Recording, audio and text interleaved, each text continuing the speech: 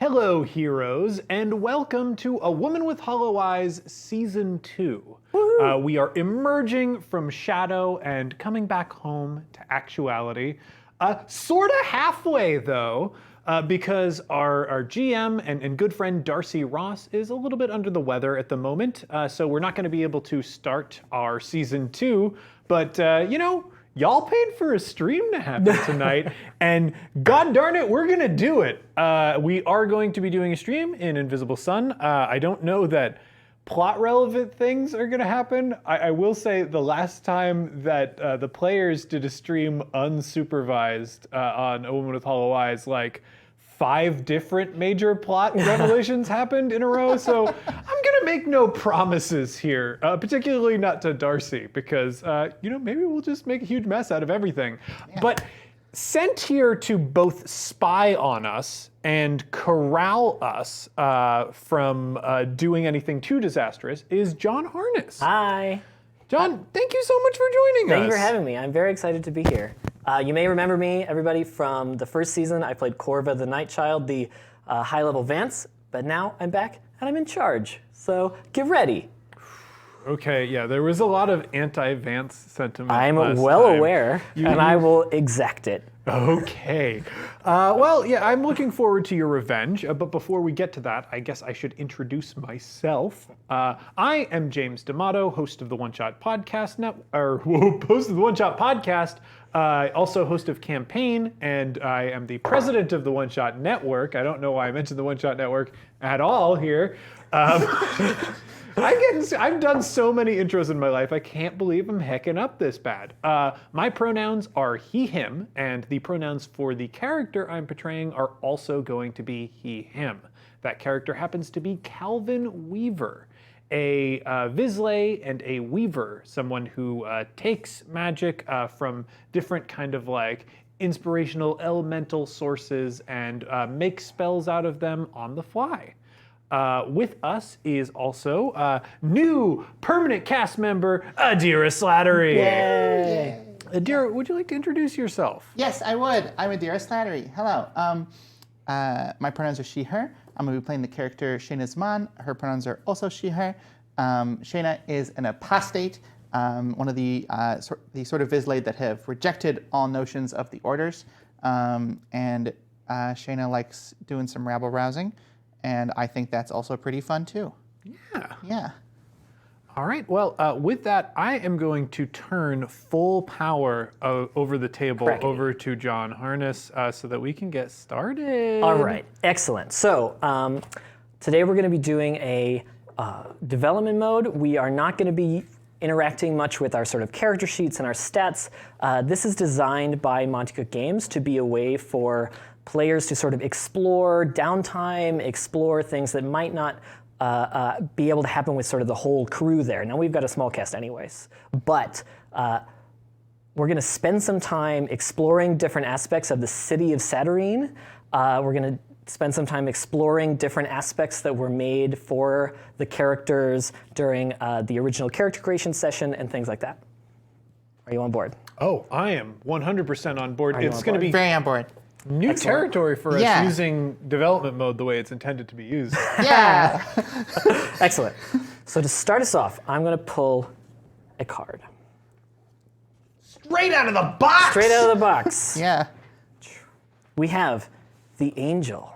Ooh. Let's throw that on the close-up cam. Do I remember that this is someone's personal card? Or did I the Angel is not someone's personal card. It's just a card that comes up very frequently. Yeah. All right, I'm going to check a little bit about this Angel card. Next page. Thank you. All right. So the Angel is associated with notions, which is a family of cards that are also associated with cats, clocks, and wind. Its meanings are judgment, safety, assistance, light, and justice. No greater representation of goodness, light, or justice exists than the winged form of an angel from on high.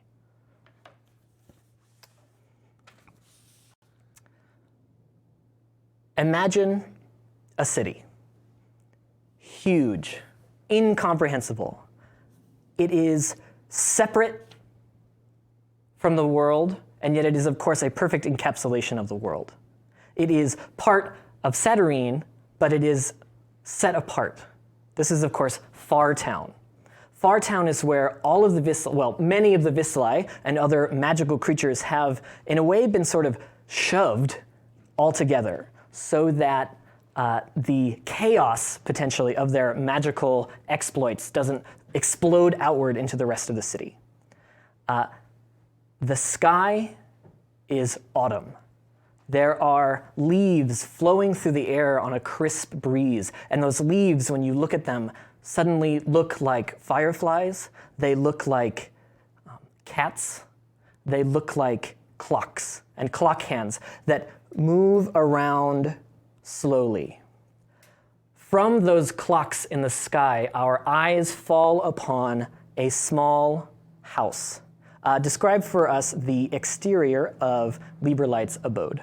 So Lieberlight's home is actually got kind of a lighthouse design to it. There is a large spiral staircase that winds up around it on the outside with sort of ornate railings that have nautical theme and design to them. You'll see some fleur-de-lis, you'll see some knots, and there is a porch with some truly eccentric and truly gaudy whirligigs that are also all nautically themed.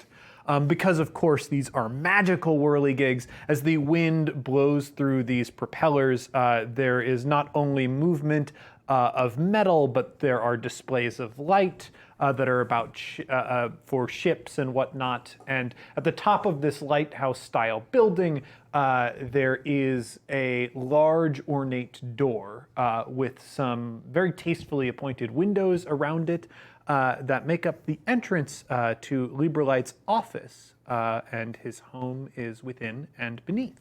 And I know that outside of this house there is a birdhouse. Yes, there is indeed a birdhouse. You are doing what you do often, which is looking at the birdhouse. You are looking, of course, because things seem to turn often into birds around you. Yes. For reasons not quite understood, but has something to do with your weaving abilities. As you are looking at the birdhouse, you hear there's a wall. And behind that wall, you hear a disgruntled harumph.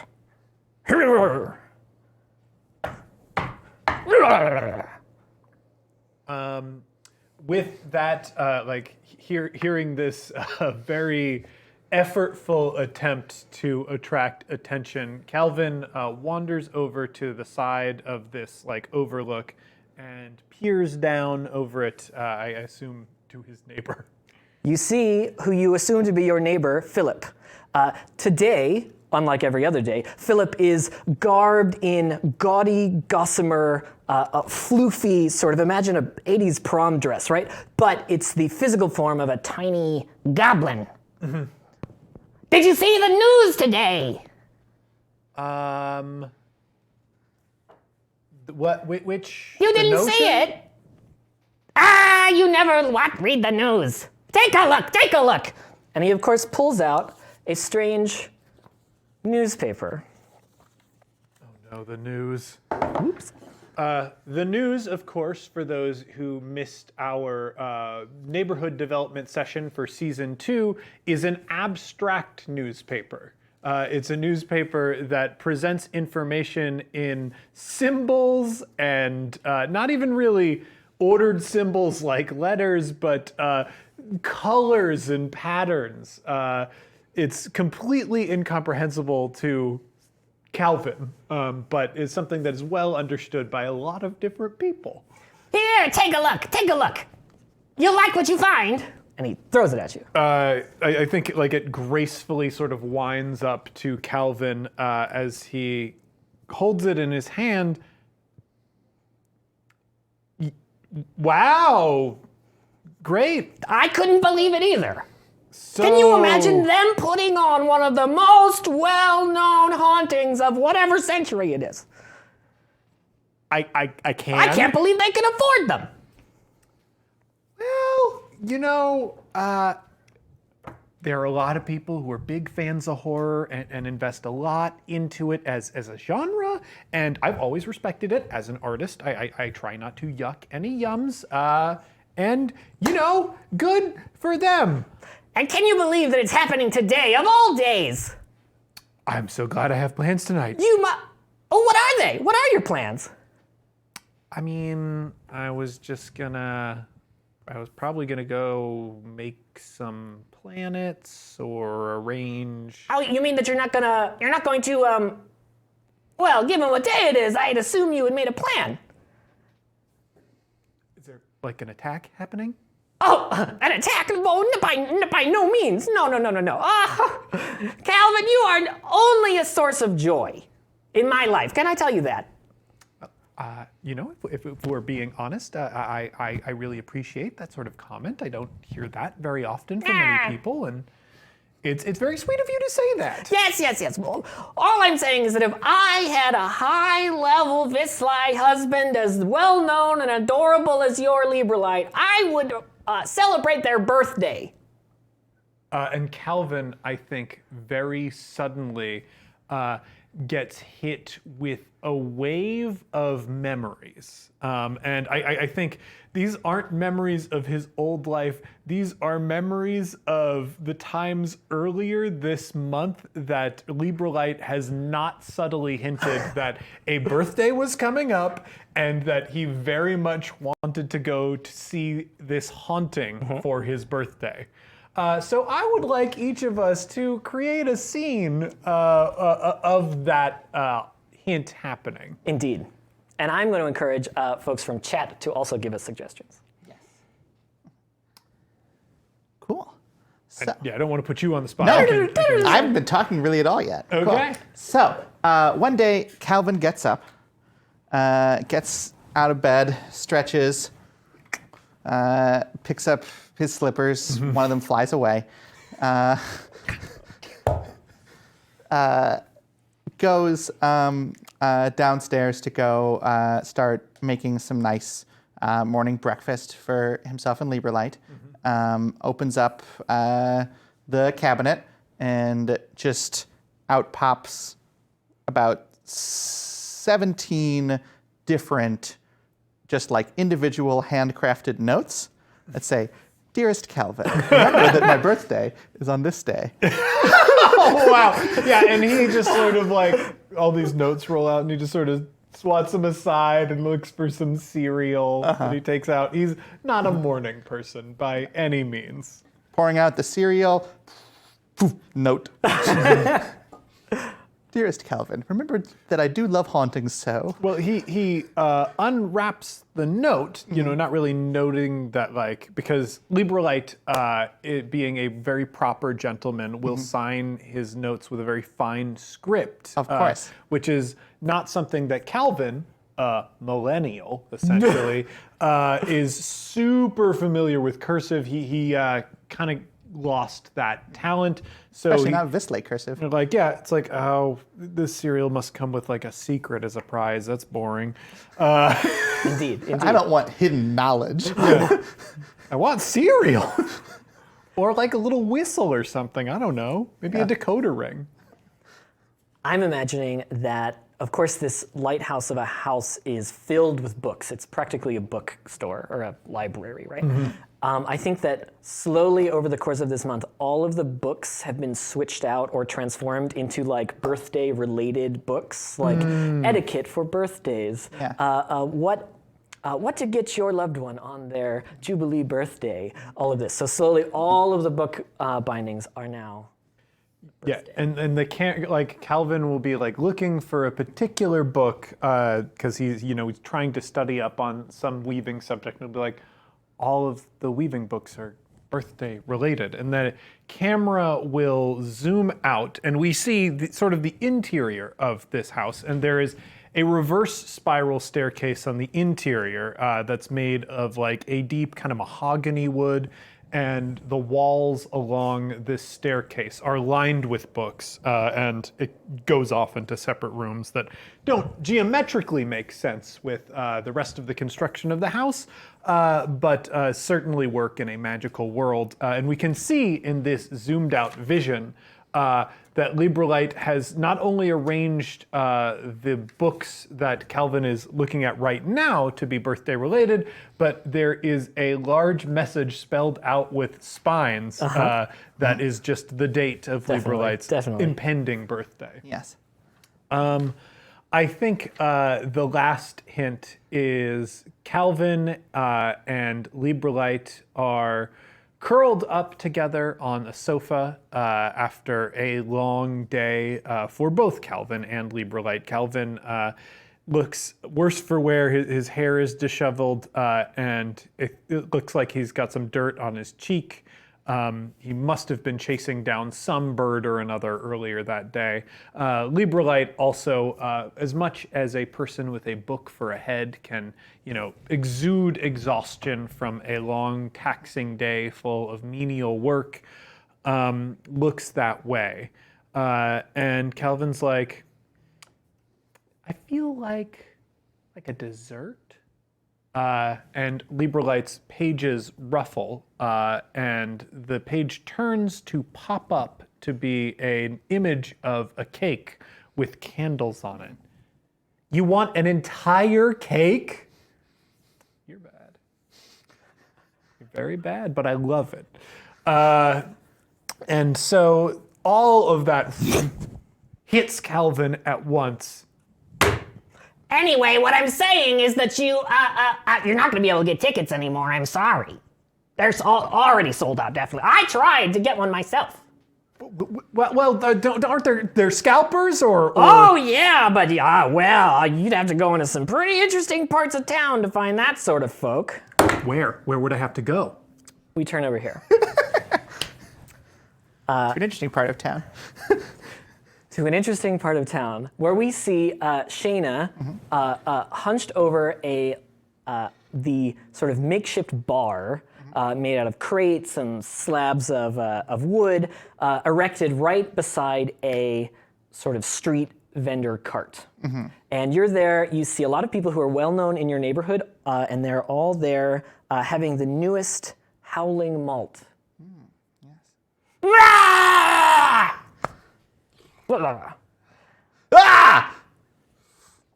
Shayna, my dear, isn't it lovely? It's splendid. Oh yes, this new formulation, I just love it. Splendid. That's right. It just really gets your bowels sort of out there. Yeah. It sort of like feels like it comes just from like 3 inches below your toes, and that's just the perfect place to come from. Yes, it's spine tingling, I think, yes. Now tell me. Yes. Did that...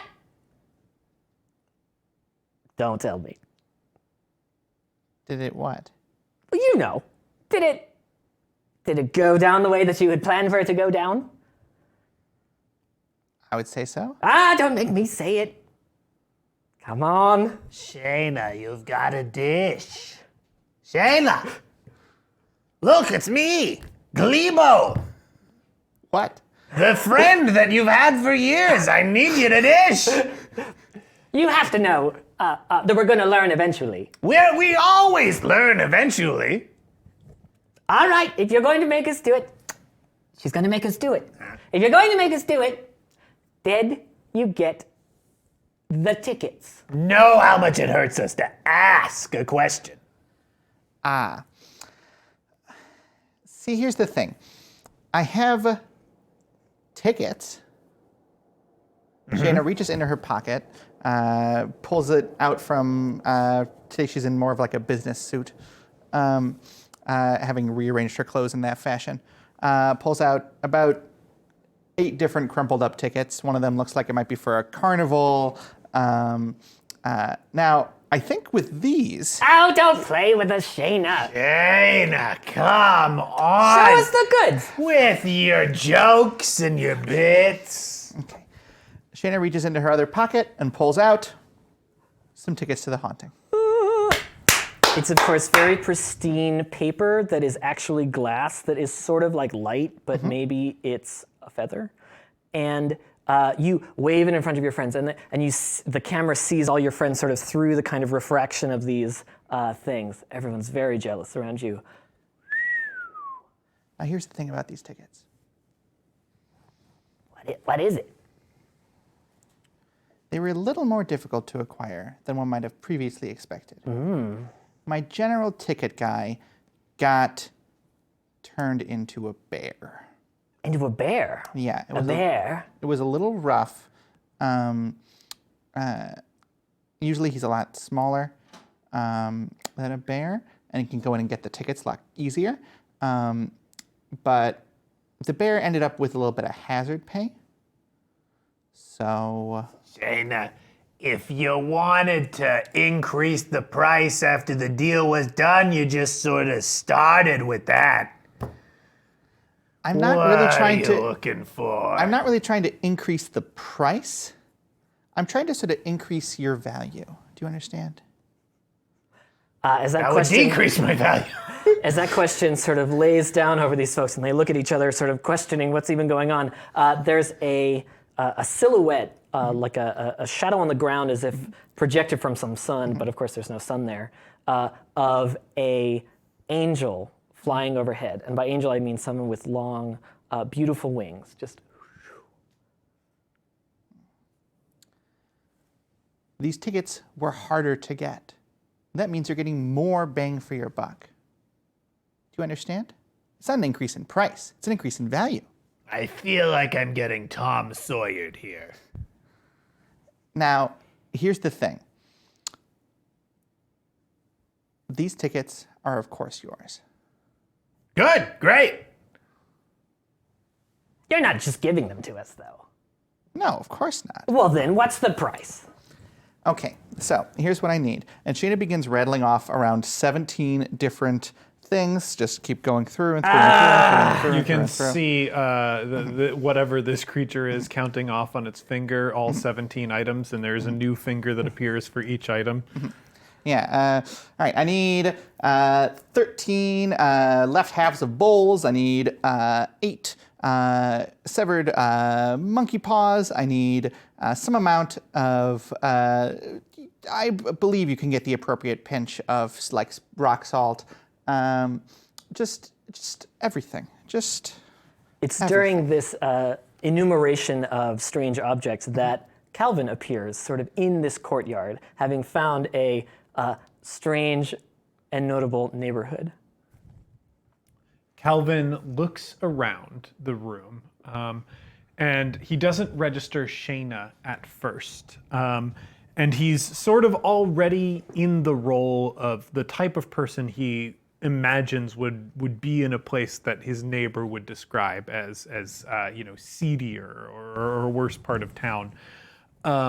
And he drops down next to just like someone at the bar. And he leans over like kind of casually. I'm looking for a ticket master. Why, what kind of are you looking for?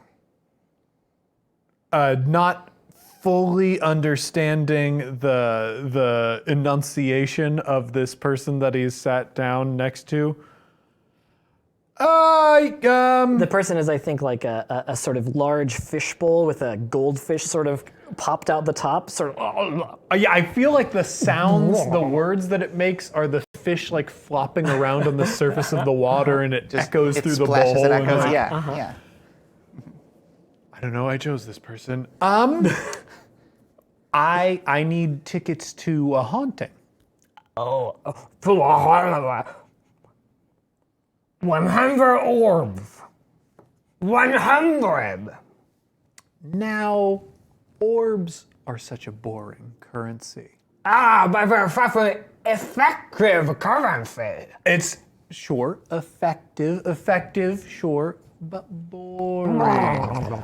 Look. Yeah, I can hear you. You're practically snoring already over these orbs. And I would propose to you, why not liberate ourselves from orbs and the shackles of capitalism. As you are talking, octopus legs sort of grow out of the glass of this ball, and the thing just sort of starts walking away from you, just moving, leaving you direct sights to your friend. Okay, so I also need 17 fingernails. I need 157.3 grams God, of cayenne pepper. I need the soul of a dead man. I need the soul of a living man. I need the soul of a man not yet born. I think that's it. I think this is too steep a price. Why not just charge us 100 orbs? If you want to pay with orbs, go talk to Larry. And Shayna motions towards the fishbowl. There's just like fish jumping in the background. Yes. I offer experiences. I offer a story. Oh no. I offer a journey. Please mention very loudly that you offered tickets to this haunting. And tickets. Oh my God. Calvin, Shayna! you're not in jail anymore. You know what? This conversation is going to go so much better if we don't even talk about that. That's a good idea. And you already kind of owe Yes. me a favor. And that is this Vizslay's favorite currency. Shayna, who is this guy? His name's Calvin. He turns stuff into birds. He's pretty cool, actually. Do we trust him? I would not trust me if I were you, but what you can do for me is get me those tickets, and the chaotic mess that is your good friend Calvin will be out of your hair for the foreseeable future. I don't know how long hauntings last, like days, Calvin turns stuff into birds. weeks. In a good way? It's No. a very long theatrical bad way. form, In a bad way. Not like Juniper. No. and there's no Oof. there's no intermission on a haunting, which I really feel like there should be an intermission on a haunting, and like you kind of experience the whole thing. And look, I need tickets to that haunting. I don't want to go to it, but I need tickets to it, and I will work very hard to get them. But I shouldn't have to because you owe me a favor. A favor can get you one ticket. Okay, fine. I am game. I will do the stupid Vizslay thing, and I don't know. Do you want more blood? No. Great, good, okay. What do you need from me? What can I do for you? I don't know. Let's have a good time. Suddenly there's a very large mantis head, like the size of your head, that comes right up in front of you. No, Star Wars! Buy the noodles or get off the cart. Calvin, like the camera zooms out, This isn't a free ride. and Calvin looks around. What is happening? There's Bye. a sort of a street festival. People are drinking. There's some noodle carts. Appears to be an opening of a new brew from a brewery. Buy the malt or go. Okay. Are you dealing primarily in orbs? And their mouth just sort of opens very, very wide, and there's like 100 small baby mantises crawling around inside of their mouth. And out comes this weird segmented tongue, and on top of it is a small coin purse. Okay, you're dealing in orbs. I don't do orbs. I don't have orbs. Then get off the cart. All right, You too. Off. And there's a general clattering, and what had been a food cart starts sort of its own accord collapsing into a briefcase that then this very large praying mantis goes, You too. Underneath where the cart had been, you notice that scrawled on the, painted on the ground is multicolored and slightly shifting iridescent graffiti. Oh, it's back. And it's different now. I'm sorry, you're not from this neighborhood. We have this graffiti. It's been around. It was not there before. Maybe it's the mantis that does it. This is a material. You want a good time. Yeah. Something fun. Okay. It was pretty fun last time. We went to jail. Jail's fun. Oh, that is the sort of fun that you like. Okay. What if you and I go to a place that we're not supposed to go? Okay. That sound like fun? What place you got in mind? Here's the thing. I don't know a lot of places, so I am open to suggestions, but if it gets us killed, I will be very upset. Cut. You find yourself now in the palindrome. It's called the palindrome because you go in one way and you come back out the same way.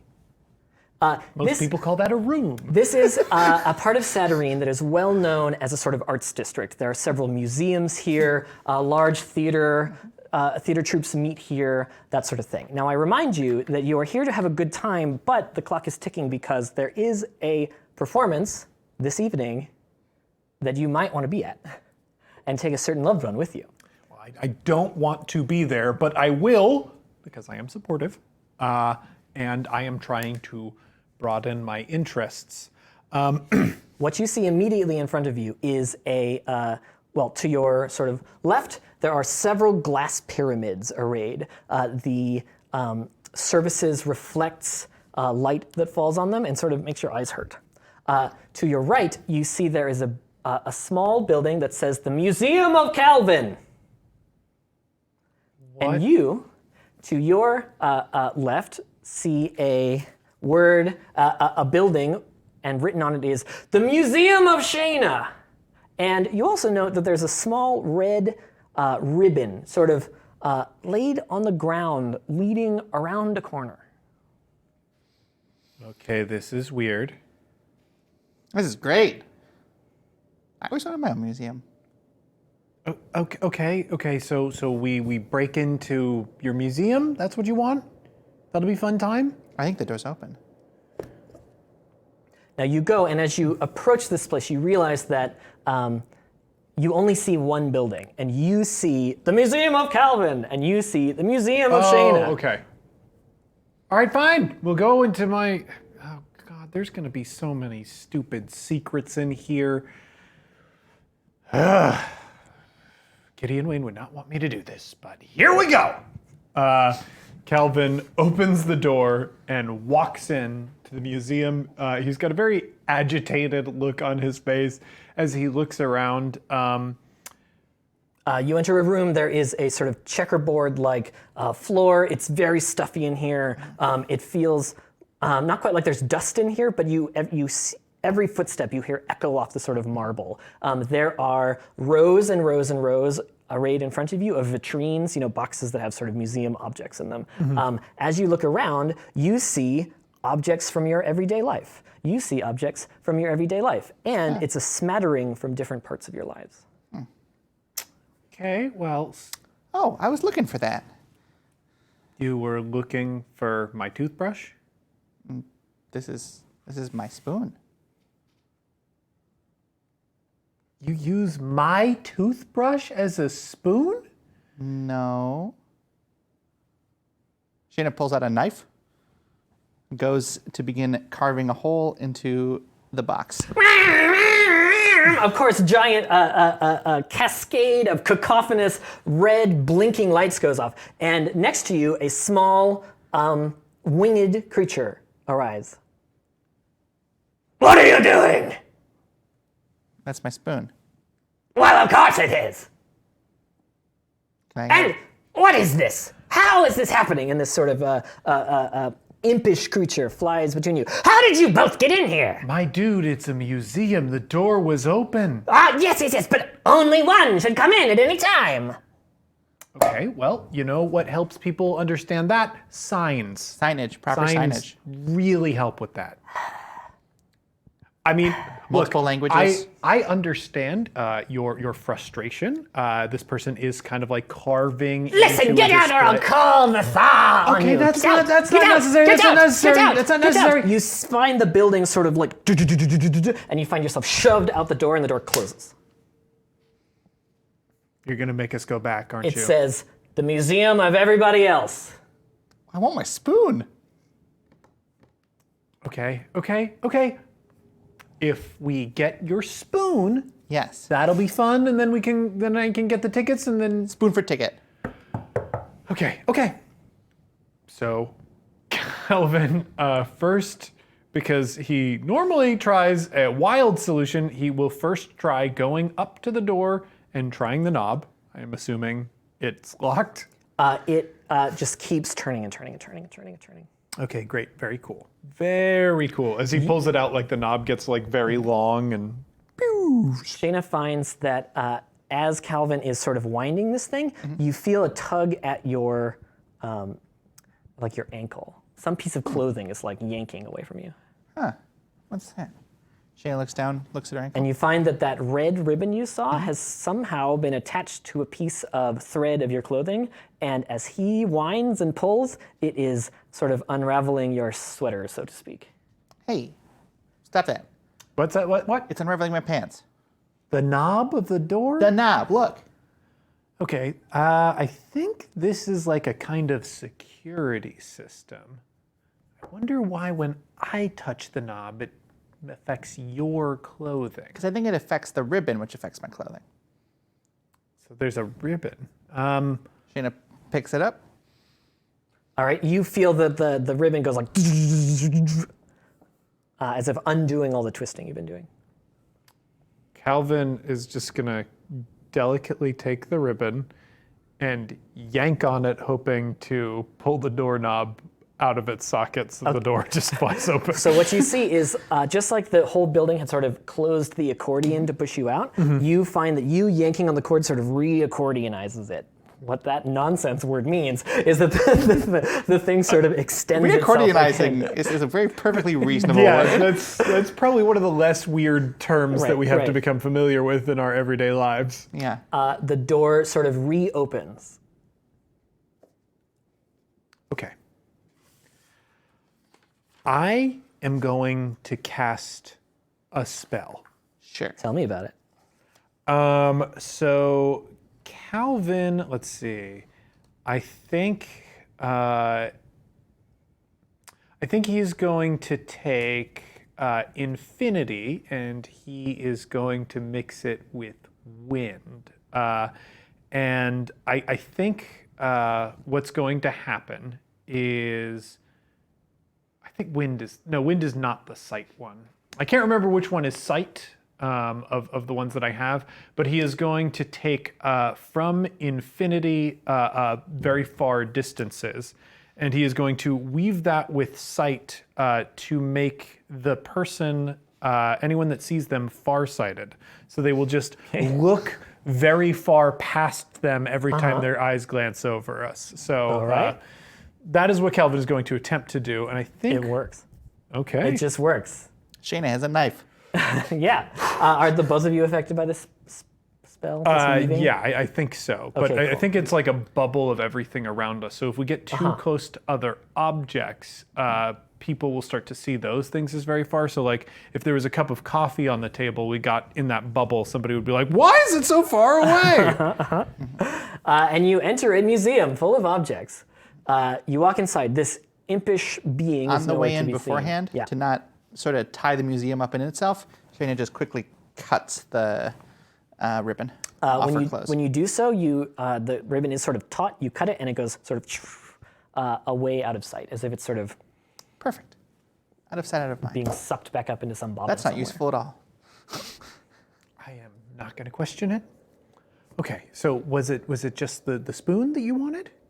Yeah, my dog, Spoon. Okay, I feel like there's been a communication breakdown between us. So are we looking for a spoon or something with feet? Feet. Great. 6. Okay, I think you're going to have to fill me in on what your concept of a dog is, Small, furry, yip. but with 6 feet. Okay, I'm sure I'll just know it when I see it. So Calvin is going to look to see if there is any signage in this museum at all, or if there are brochures with like a map of the different wings and whatnot. Sure. So first of all, what you notice when you walk in is that the displays that were the life of Calvin or the life of Shayna are actually now gone. They're replaced with, it seems like you walked into some sort of textile museum. Around you on all the walls are tapestries, weavings, various bits of looms, distaffs, heddle sticks, all of these sort of weaving objects, nicely displayed as if in a museum. You do find a brochure. You look at it for a second and realize that it's hard to read. Yeah, okay, I can see already I'm gonna run into some issues with this. Can You also grab one of the brochures. Well, that's not difficult at all. Oh, it's not? No. Well, I mean, it's obviously just a representation of like the 17th dimensional objects throughout the 9th dimensional turning. Was there like a school or a degree that you went to? No? Yeah. So that's right. You said that you don't have an order. No. Okay. I've known one other person who did not learn things from an order or like a more formal program. Oh, I mean, I've learned things from orders, but Okay. How would I go about finding out this sort of stuff? you just do it. Just go with the flow. That is so incredibly not helpful, but thank you for sharing the answer with me. You're welcome. Echoing down a marble hallway distantly, you hear the multiple-throated yip-yipping of Spoon the dog. Well, Perfect. Great. Let's go. Oh no, Spoon isn't going to know to come near us because of the spell. Yeah. Dogs don't have very good eyesight anyways. Okay, well, maybe that'll work to our advantage then. True. Okay, Does it work on smells? I think just sight-based stuff. That's how, at least this weave would work. That's what I took. Okay, just seeing. Yeah. So we can yell and we can smell. Yeah. Splendid. Let's yell and smell. Well, I mean, I know how to do one of those things actively, for sure. But also, I think maybe me yelling or smelling might not be helpful because it's your dog. Spoon! Shayna begins jogging a little bit in pace, attempting to break a sweat. Spoon! Now, because this is not going to affect hearing at all, is this goblin person noticing us at all? This winged creature? The winged creature is notably absent. Oh, okay. Notably absent. Then Calvin is not going to worry about it. He is going to follow Shayna down the hall, Great. trying to keep his sounds and sense to himself. Excellent. As you are walking down the hallway, you begin to feel like parts of your clothing are sort of getting slightly caught. Yeah, Calvin, I think. You turn around and look behind you, and you see that, in fact, various threads of various parts of your clothing are pulled way back down the hallway and attached to various tapestries and things in the room. Okay, this museum is stealing from us.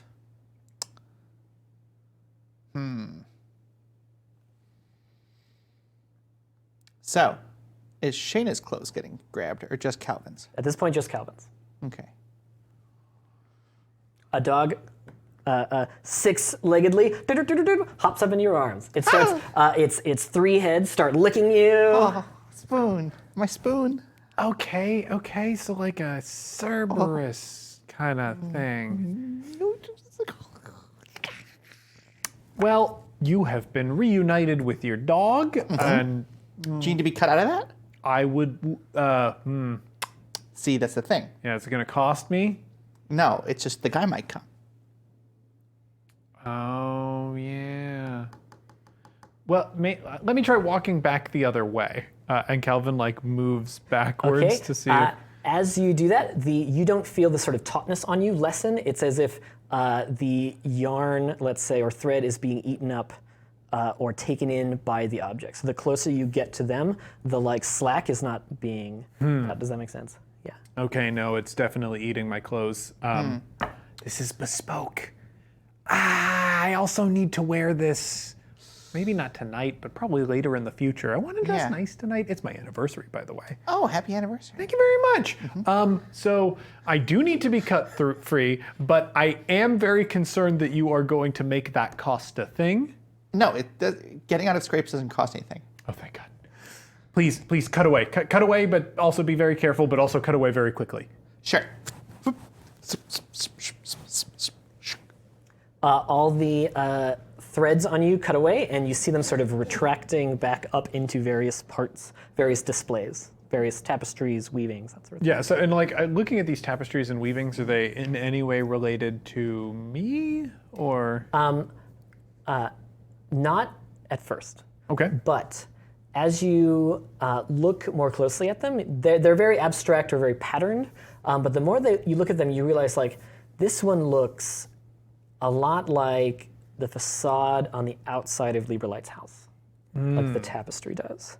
You look at another one, and it has a sort of abstract motif of sort of fluttering birds. Okay, this is super interesting, but I also think probably very dangerous. Have you been here before? Not to this exhibit. But you've been in this museum before. Does it take things from you? Am I going to forget stuff or? The museum is the exhibit. Okay. This is an art space. Right. Yes, I should be very familiar with that. Okay. Well, we've got the dog. Yeah, run. Shayna's like already running now. Good. All right. Yes.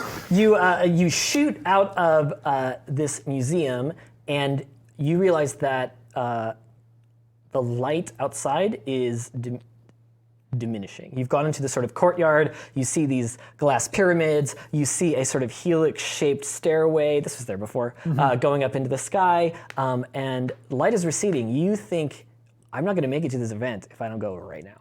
Yeah.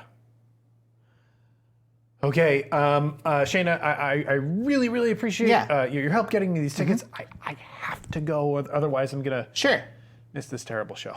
Awesome. Well, we're sitting next to each other. She pulls out 2 tickets, hands them to you, pulls out one of her own. Let's go. Excellent. I'm gonna draw a card. The new card is Misunderstood Beast. Love the beast. Yes. Like Spot.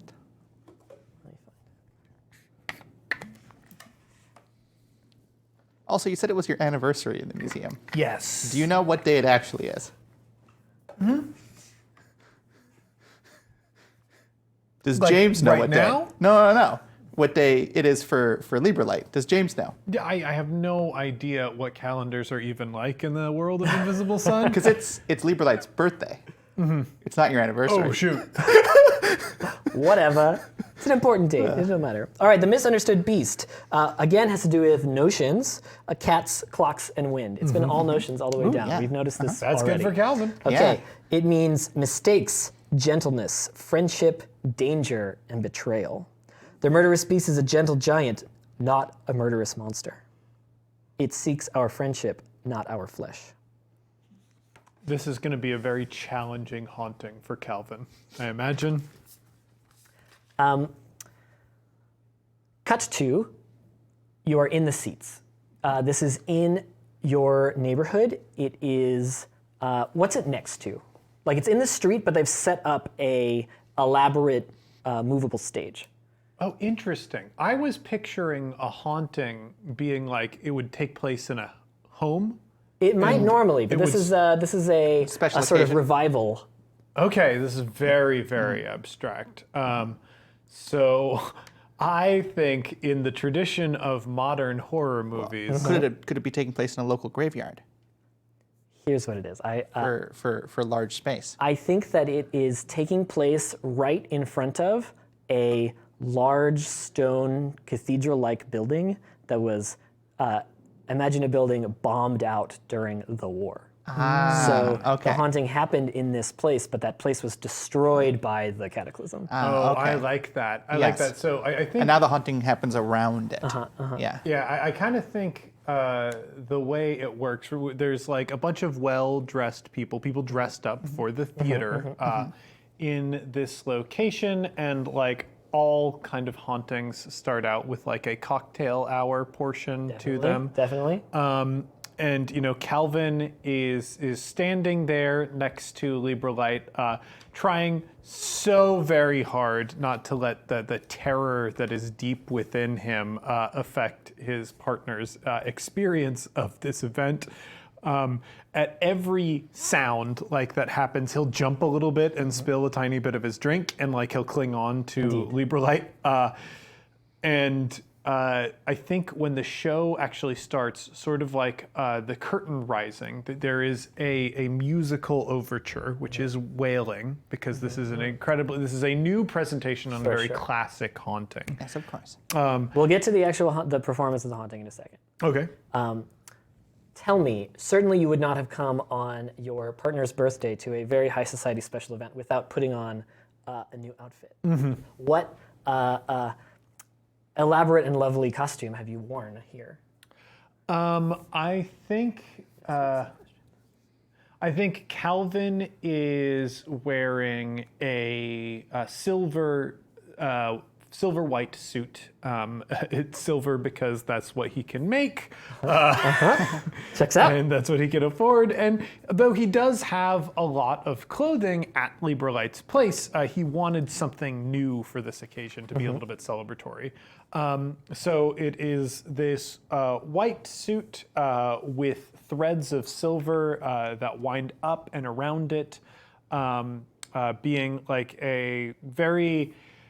I don't think you can see the silver threads all at once together. I think there is a pattern that you can only see in bits and pieces at certain angles. So like as Calvin moves, the way that you see the pattern moves around the suit. Otherwise it looks like a kind of nice stark white suit.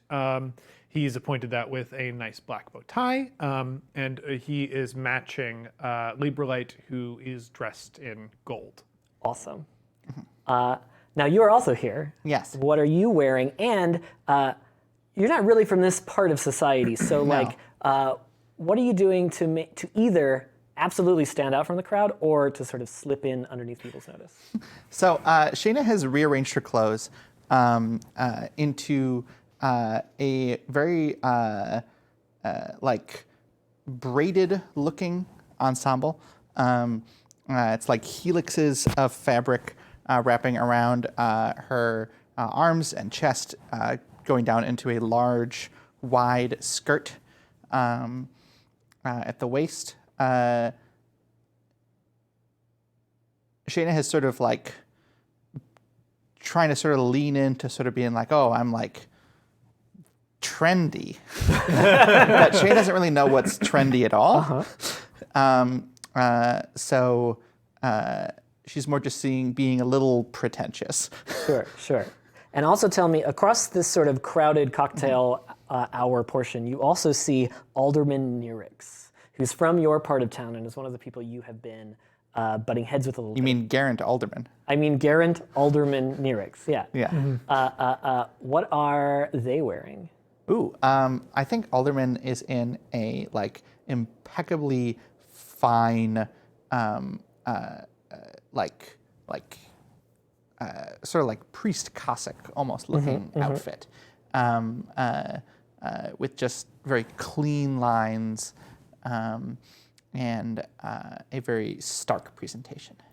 I think that's very true, with the addition that on both of their ears there are 3 ladybugs. Yes. You hear the ceremonial gong. Bang, bang, bang, bang. You hear the clinking of glasses and everyone starts to take their seats.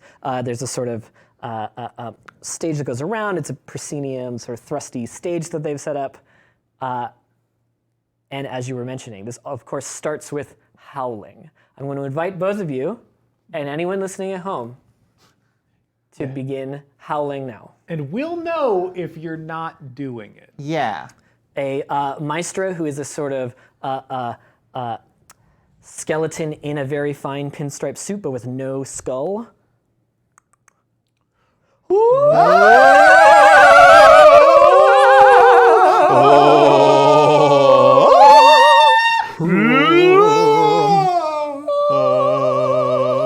And out of the ceiling floats a very beautiful costume of gossamer nothingness, and inside of it is the terrifying visage of a woman whose sort of flesh from the front of her face is missing, but the rest of her has flesh on it, and you see a noseless skeletal face who begins to sing a libretto. It's an opera.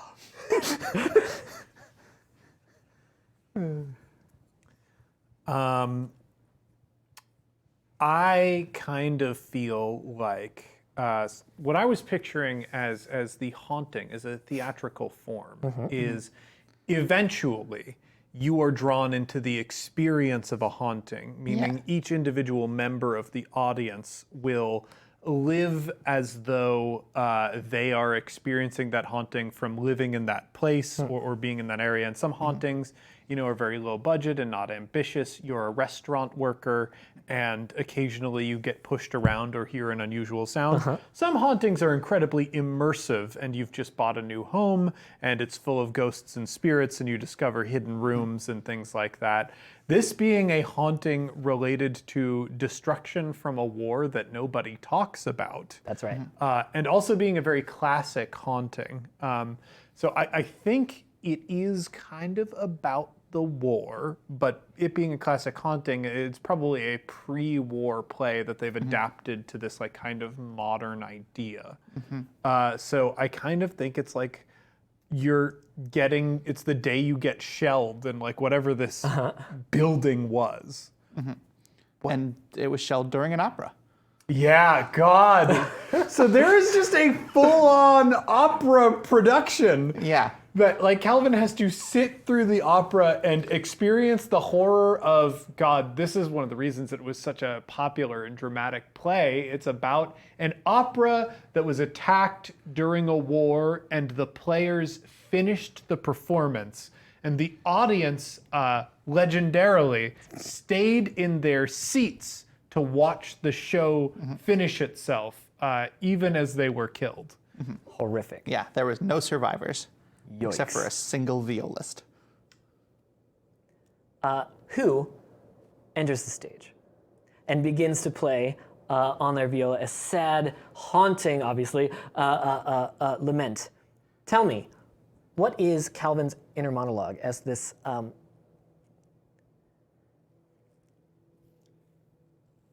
song starts? Calvin at this point is just like everything. He doesn't, when he was in Shadow, he didn't watch horror movies. This is so very much not his thing. He didn't want to go into haunted houses with rubber masks and like strobe lights. So the hauntings that Librelite is a fan of are very abstract and next level. And I think he definitely didn't remove the fear from his body on this one. I think the way he deals with it is like trying to meditatively block it out. And he's like focusing his attention on Librelite and trying to experience Librelite's enjoyment of this piece and ignore all this stuff. Librelite, I think, senses your trepidation and fear and looks at you, and there's just this sort of big arrow on his face, right, pointing it sort of up. And you notice that hanging in part of the sort of rafters over the stage is something that's like a chandelier, something that is like it's probably going to later be lowered into view better, but you realize that it is a sort of candelabra-esque chandelier, but made in the same way as your planetarium studies. I mean that it's like sort of blown glass worlds rotating around each other. And Calvin most certainly appreciates the beauty in that. What's your inner monologue? Shayna wants popcorn. Something small to snack on, It's really like very appetite-inducing being at a place where a lot of things are blowing up and people are wailing and dying. It really just works up the appetite. She thinks about maybe getting a sandwich. Is there a cart during intermission? She didn't see any popcorn beforehand. She isn't sure what you eat at a haunting. Is it like sticks of lizards? She doesn't know. I think that chat should tell us what is eaten at such a occasion. Yes, what do you eat at a haunting? What do you eat at a haunting? Yeah, what is the traditional haunting snack? Meanwhile, so now there are several gummy bears. You see that there are now several dancers coming onto stage. They are full-on ghosts. Part of the style is that they can move and interpenetrate each other's bodies during the dance. And sometimes they sort of mash up into one space, and there are many arms, and they seem to be doing sort of one dance at a time. It is wild and horrific, but beautiful. You notice, however, that one of the dancers starts to sort of be like swatting at something, looking around, sort of, you can't tell if it's leading, if this is part of the play or not. You get a sense that something's going wrong on stage.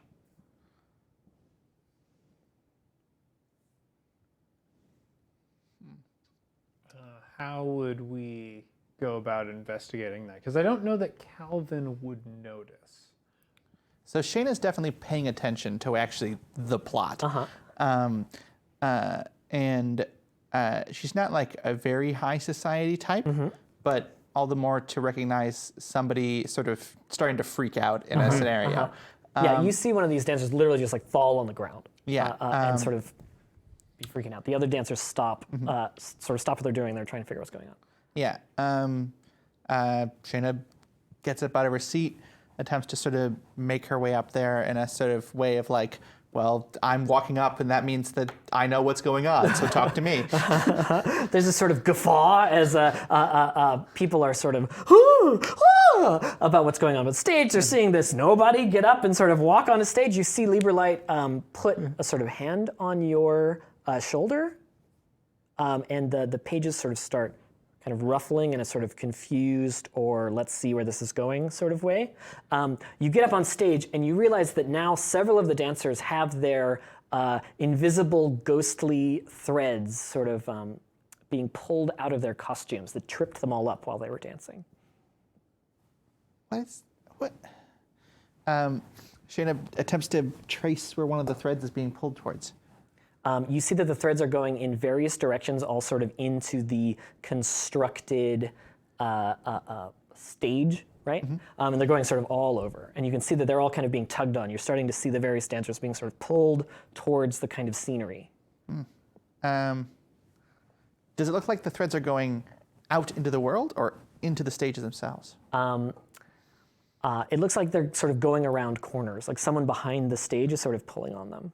But it's not like they're going off into the sky or anything like that. Shayna pokes her head behind the stage. And what you see is that when you look all the way behind the stage, you see that there is a woman there who has on a beautiful woven mantle. And she's holding out a string, and at the bottom of it is an object that is spinning, and all of the threads are going to that spinning object and being wound up in it. Hey, It is what are you doing? a spindle. At this point, you see up in the sky, Calvin, that thunderclouds are gathering all around. You hear a distant rumble And you can see people are looking around. There's obviously chaos going on upstage, and it looks like there's going to be a storm coming moments from now. What do you do? And your friend has just gone on stage and backstage. So Calvin is like looking around. He can tell now, like, Librelite was, I think, wavering between this is such a bold choice, putting an audience plant into the haunting. What a new direction, and I think like the audience was kind of wavering on like, is this a bold new direction or is this something bad happening? Definitely. And like Calvin can now sense that something is wrong. And you know, this has been so far a pretty terrifying experience. Not like hauntings are definitely his least favorite theatrical form, but it's pointless to go through all of this if Librelite is not going to enjoy himself. Indeed. So Calvin has to, I think, deal with at least these storm clouds and prevent these storm clouds from coming in here. But he also doesn't want to tip Librelite off to like that he is covering for it. He wants him to be able to immerse in the theater. Okay. So Calvin is going to try a weave, and I would love to draw a card to see how this goes. Would you like to look at it first? I think what he wants to do is use the power of thunder and wind together to sort of burst the clouds in the air above the stage, so Great. that none of this happens. It will, of course, make this an incredibly loud and noticeable thing. So his goal is to time that to the wailing, Which is, of course, still going on. And I pulled. There's all this chaos going on, but everyone's in the same situation of not really knowing if this is part of the gig or not. I pulled the Savage Sword. The Savage Sword, which we will look up real quick.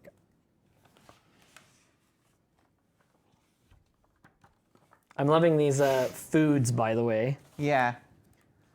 I love the ghost pepper jalapeno poppers filled with scream cheese. That's a great choice. Yeah.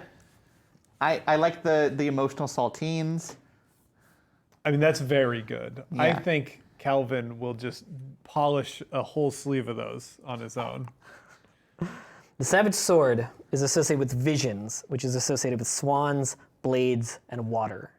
It means war, savagery, strength, violence, and brute force. You know, this is very much on theme for this Yeah, production. it is. Yeah. The sword is a weapon of war, a metaphor for any kind of weapon one might wield.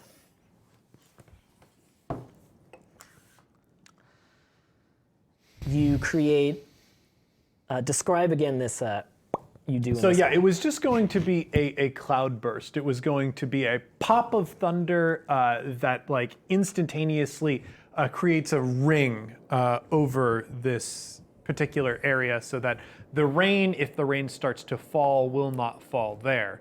I think the disruption in that clouds will like cause all sorts of interference. There might be lightning bolts, there might be a couple different thunder cracks, and it will not be subtle.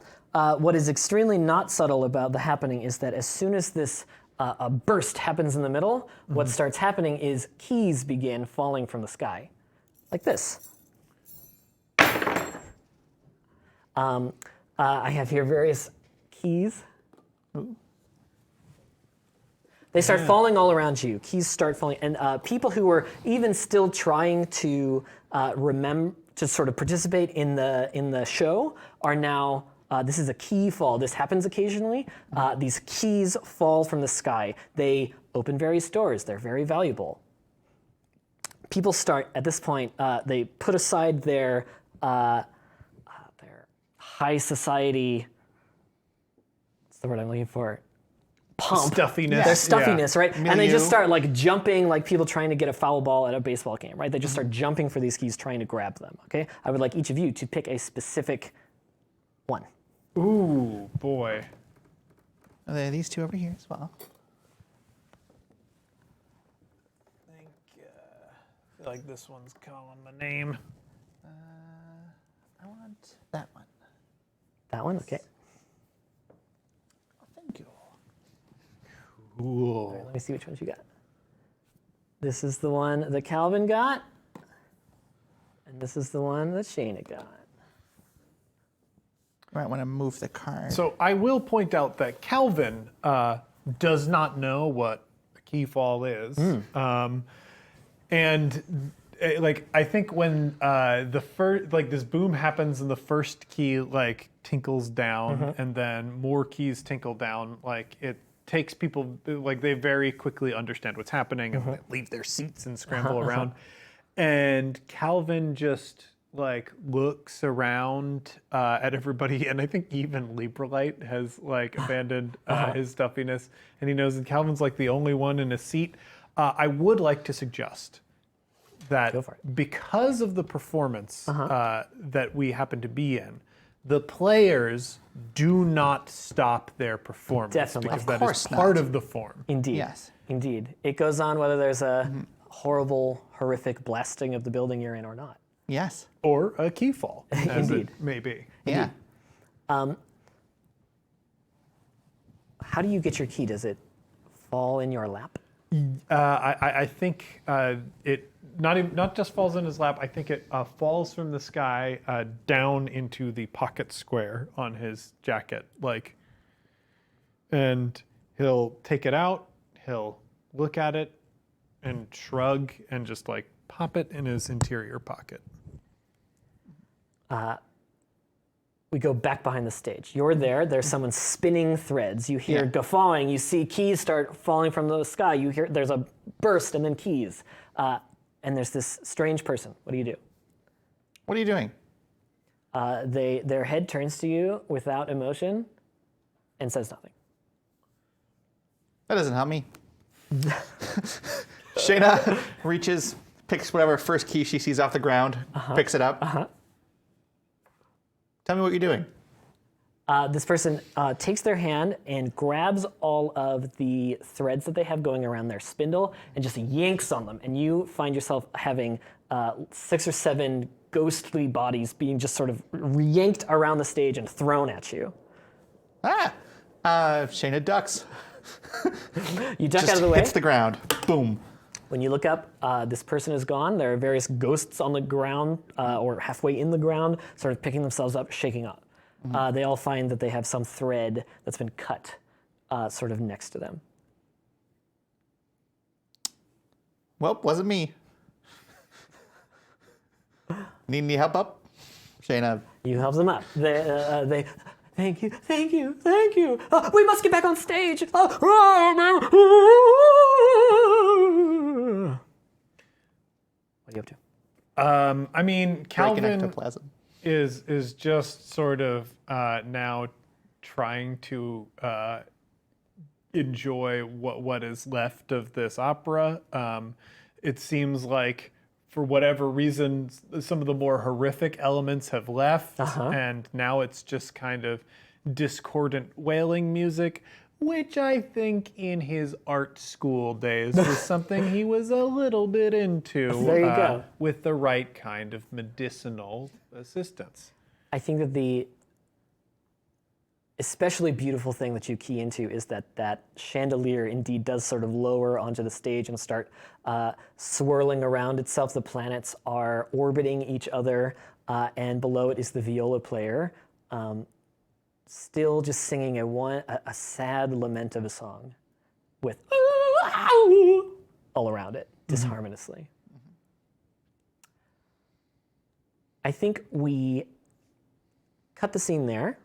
And we're going to go find you and Librelite somewhere. Tell me where you are. You've gone, and what are you doing? Are you gone out for drinks? Have you gone to process? Have you gone home? So no, Calvin has managed to put together one last minute kind of surprise. Okay. That was something that he did while he was on his way to get these tickets. And that they are in an outdoor cafe. And Autumn is still in the air, and I liked that how you said the sky was autumn. I pictured it as a swirling nexus of leaves that are constantly shuffling. So I think there is this gray orange hue above them, and they are enjoying a coffee together. And on time, Calvin is sitting now with a little bit more confidence, and he and Librelite are laughing together. Librelite is doing a tremendous deconstruction of the show, sort of explaining its history and what right about that performance and what went very wrong about that performance. And I think this reminds Calvin, even though hauntings are a theatrical form that are so far from his experience, the way Librelite sort of like jubilantly devours them and the knowledge that he has about them, he'll recount the shows that they just saw and experienced together in a way that like recaps it, which is similar to recap podcasts that I think like Calvin enjoyed in his life, and that's how he would enjoy the experience of many movies that he would never watch. Sure. And in this moment, sort of between the two of them, even though they have very disparate tastes in what they find entertaining, what they find normal, and in some cases even tolerable, the connection between them is clear. Calvin is lost in those pages. And he smiles as the server at this cafe brings over a cake. The cake is silver and gold, very, very sweet and elegant looking. It has candles on it, and it says, "Happy Anniversary."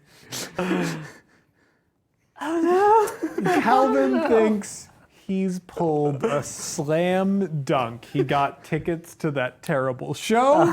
They had a good time together, and now there's an anniversary cake, which he gathered from that very helpful hint is a kind of tradition.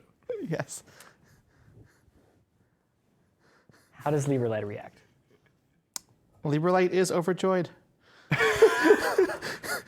I think the lights in the room all dim. Everybody seems to sort of leave, not of their own accord. Candles light around the room, and it's like you're the only people in the cafe.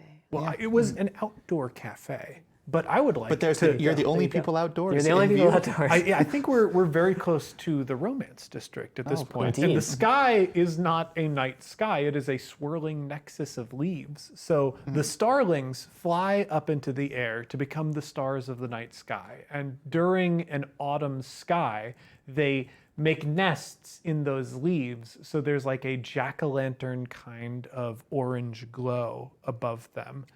So it sort of creates this weird, dark, spooky sunset. Indeed. On Librelite's birthdiversary. Beautiful. Yeah. Now, you have gone somewhere also. I'm not sure exactly who that is. So who are you now finding yourself with? Maybe back in your home neighborhood. You were also doing something after the play, after the dance.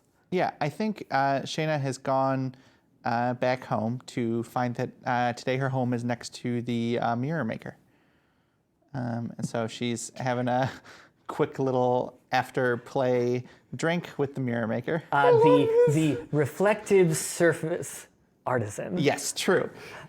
So you may remember that in the world of Invisible Suns, mirrors are often very frightening. They are, in a way, an invasive species, and so no one has a mirror in their home or anywhere, really. Which is insane.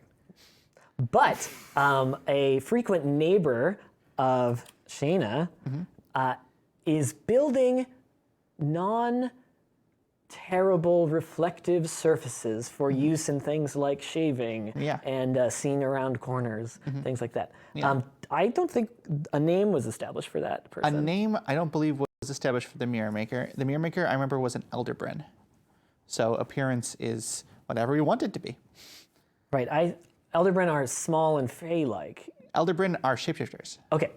And you're inside of their house? On the front porch. Okay, describe to me this front porch. Their front porch has a number of small glass discs sort of arrayed around above a short, like half height fence. The discs are of a number of different colors, and as the light moves through them and shines around them, wonderful little patterns and animals and people appear on the floor of the porch and around on the walls and even sometimes in the air. Awesome. Today, the reflective surface maker is in the shape of a large snake, like a anaconda, that is resting in essentially like hanging plant baskets. There's 3 or 4 of them, and this whole snake is sort of coiled up in part and then droops down here, and there's one big head coming down. There is, you said you were having coffee? Tea. You're having tea, and there is a small sort of servitor that looks like another sort of plant stand, like an aloe plant on a small table, but the aloe plant is holding up a teacup and occasionally sort of tips it into the mouth of the snake. My dear. How was your day? Oh, my day was as it always is, which is to say, boring and lost in the world of making mirrors. Yes.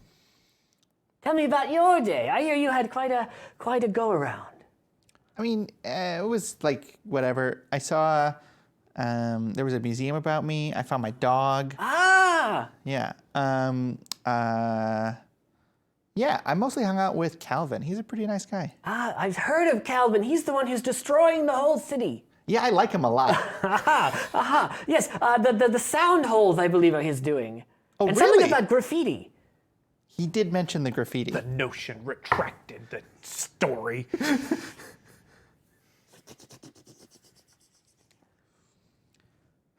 Yeah, I went to a haunting with him and his husband for their anniversary. Was it as lovely as I've heard? Yeah, there was somebody trying to like mess it up with a spindle. She was kind of boring, and then she left. A spindle, you say? Yeah, I wasn't able to get any of the snacks really, but they looked pretty good. Yeah. The teacup drops and breaks on the floor. Oh.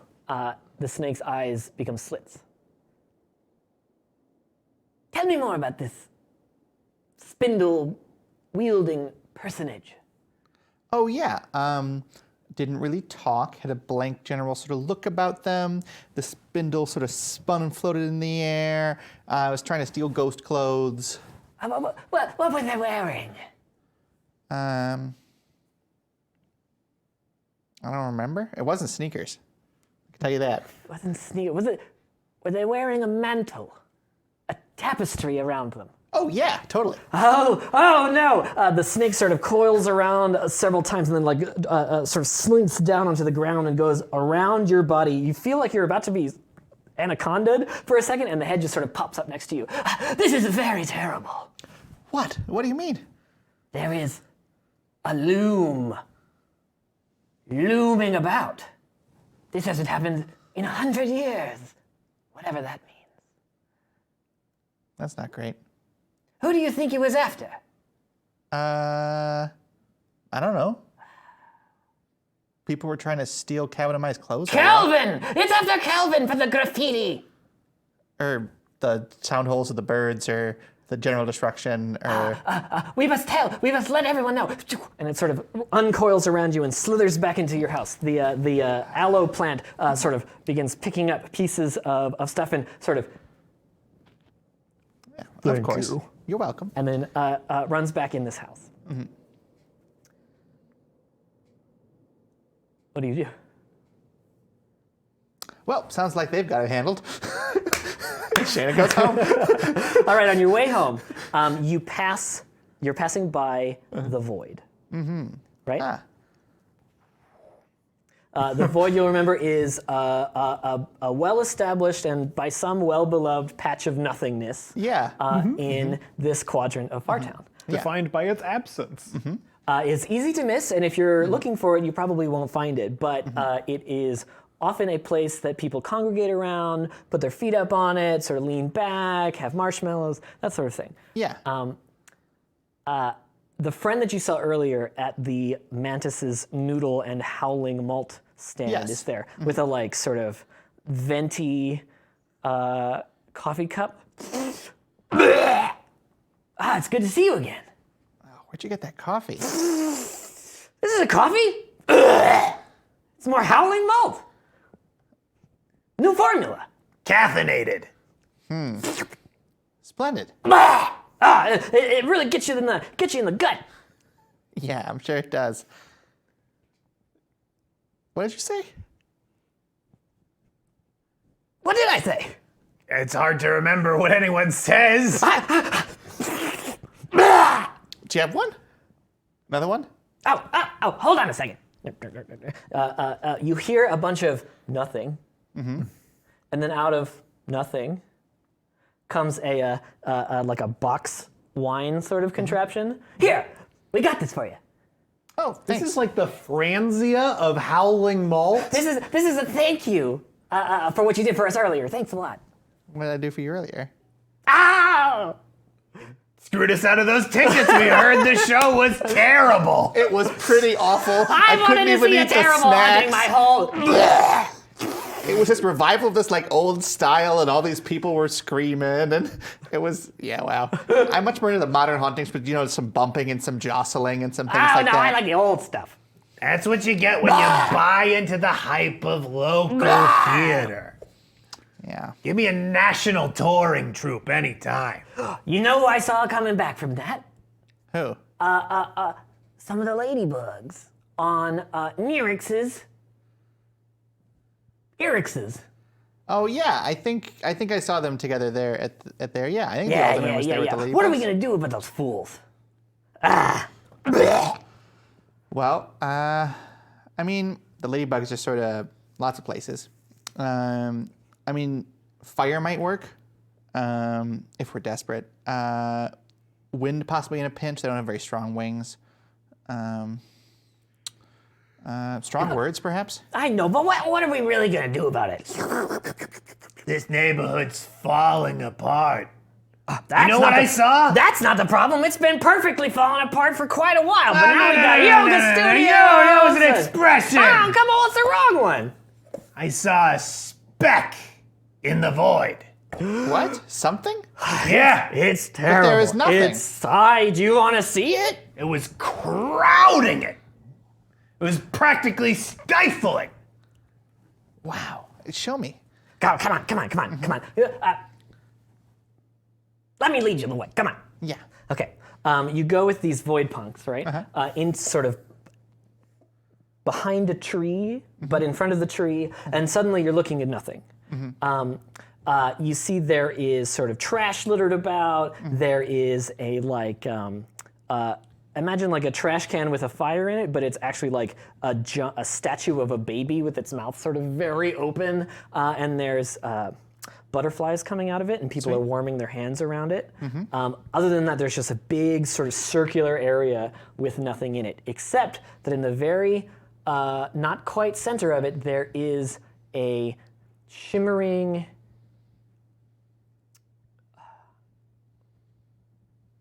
imagine like a bead of light. Shayna sets down her boxed howling malt, goes towards some of the trash, looks around for a nice, good, solid piece of metal. Okay. She weighs it, flips it a few times in her hands. You have found a perfectly cylindrical, slightly humming rod about a foot long. All right, it's in tune. Cool. She throws it at the speck. Yeah, of course, it hits nothing, and goes boom, and it hits the ground and then rolls, and it goes. Oh, it's worse than I thought. There's physics in there now. That's real bad. That's a couple dimensions at least. Yeah.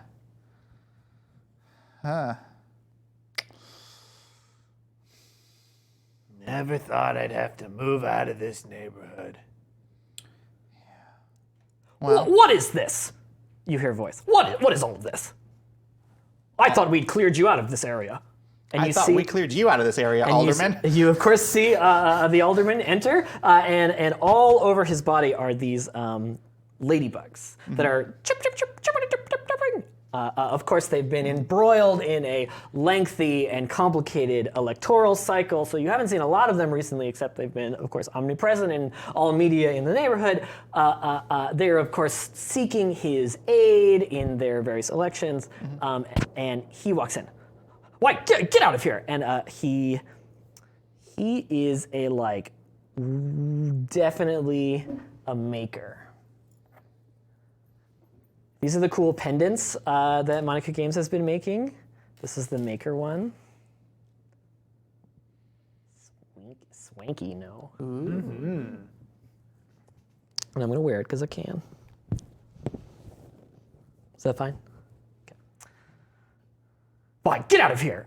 He starts moving his hand left and right, and the out of his sleeves tumble these round balls that sort of fall on the ground, and they sort of gain sort of spider legs, and they start going around, sort of just kicking trash and stuff out of the way. Shayna just stabs one of them with her knife. Oh, you can. Hey, That's against the policies laid down in the neighborhood agreement. also in the neighborhood agreement, we agreed no round balls around the void. Or anything else. That was clearly stated at the last 4 meetings. That is untrue. Those were stricken from the record, as you know well. The voting procedures were incorrect, and you hear. Man, you can't vote on procedures, man. Procedures are procedures. This was And established 5 meetings ago. We voted in it. I'm sorry that God, you I weren't there. hate It was these an things. emergency. It was an emergency session, but it happened with quorum. Ah. All their wings flapping at once. You said that you would inform at least one of us about a quorum. We did. Which one? He points a hand like right over your shoulder. Who is standing behind Shayna? It is definitely the coincidence. Coincidentally, it's the coincidence. Did we establish what the coincidence looks like, or just that they're a coincidence? I think we We did. did. Yeah, they look coincidentally like how they look. All right. They just happen to look that way. You see a shockingly reasonably dressed person Yeah. who, looks a lot like a friend of yours. You don't know why, but it's true. It's coincidental. And they turn to you. What of it? They have a fan. Of course. Well, here's what I think. I'm not a bit. They are a sweet ass goetic. That's just a fact now. The coincidence? Yeah. Okay. Cool. All right.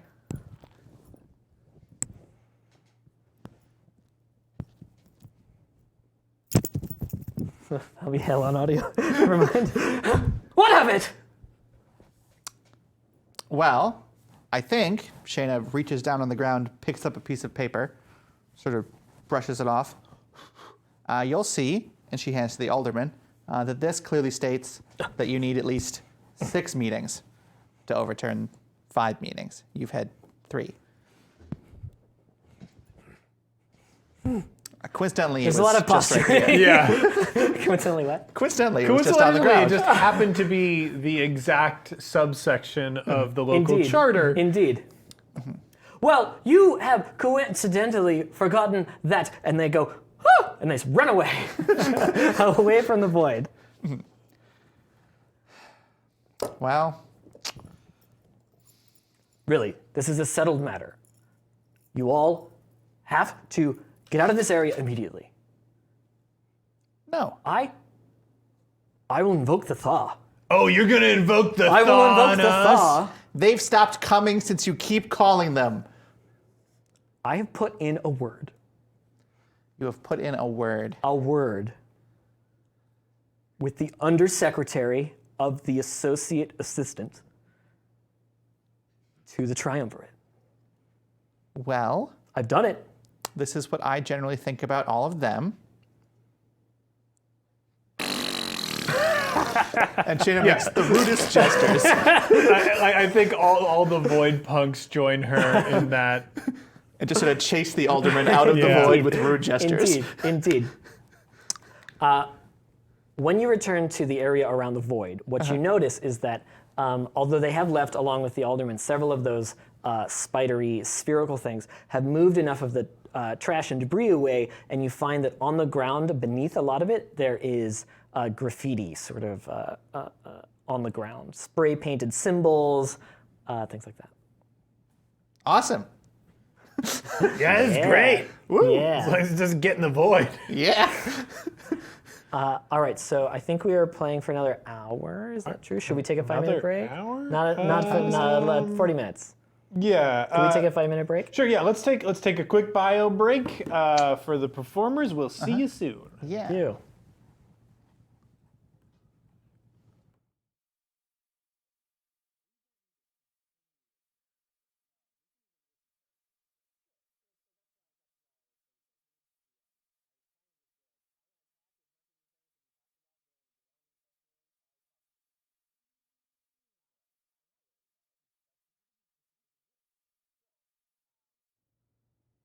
I didn't actually need to go to the bathroom or anything. I just wanted to check in about. I was kind le- of have to go to the bathroom. Okay, great. So you do that, and then let's think about what we can sort of capstone that off, and then we can think about what else we want to explore for 35 minutes. Yeah. I think we can. The audio is on.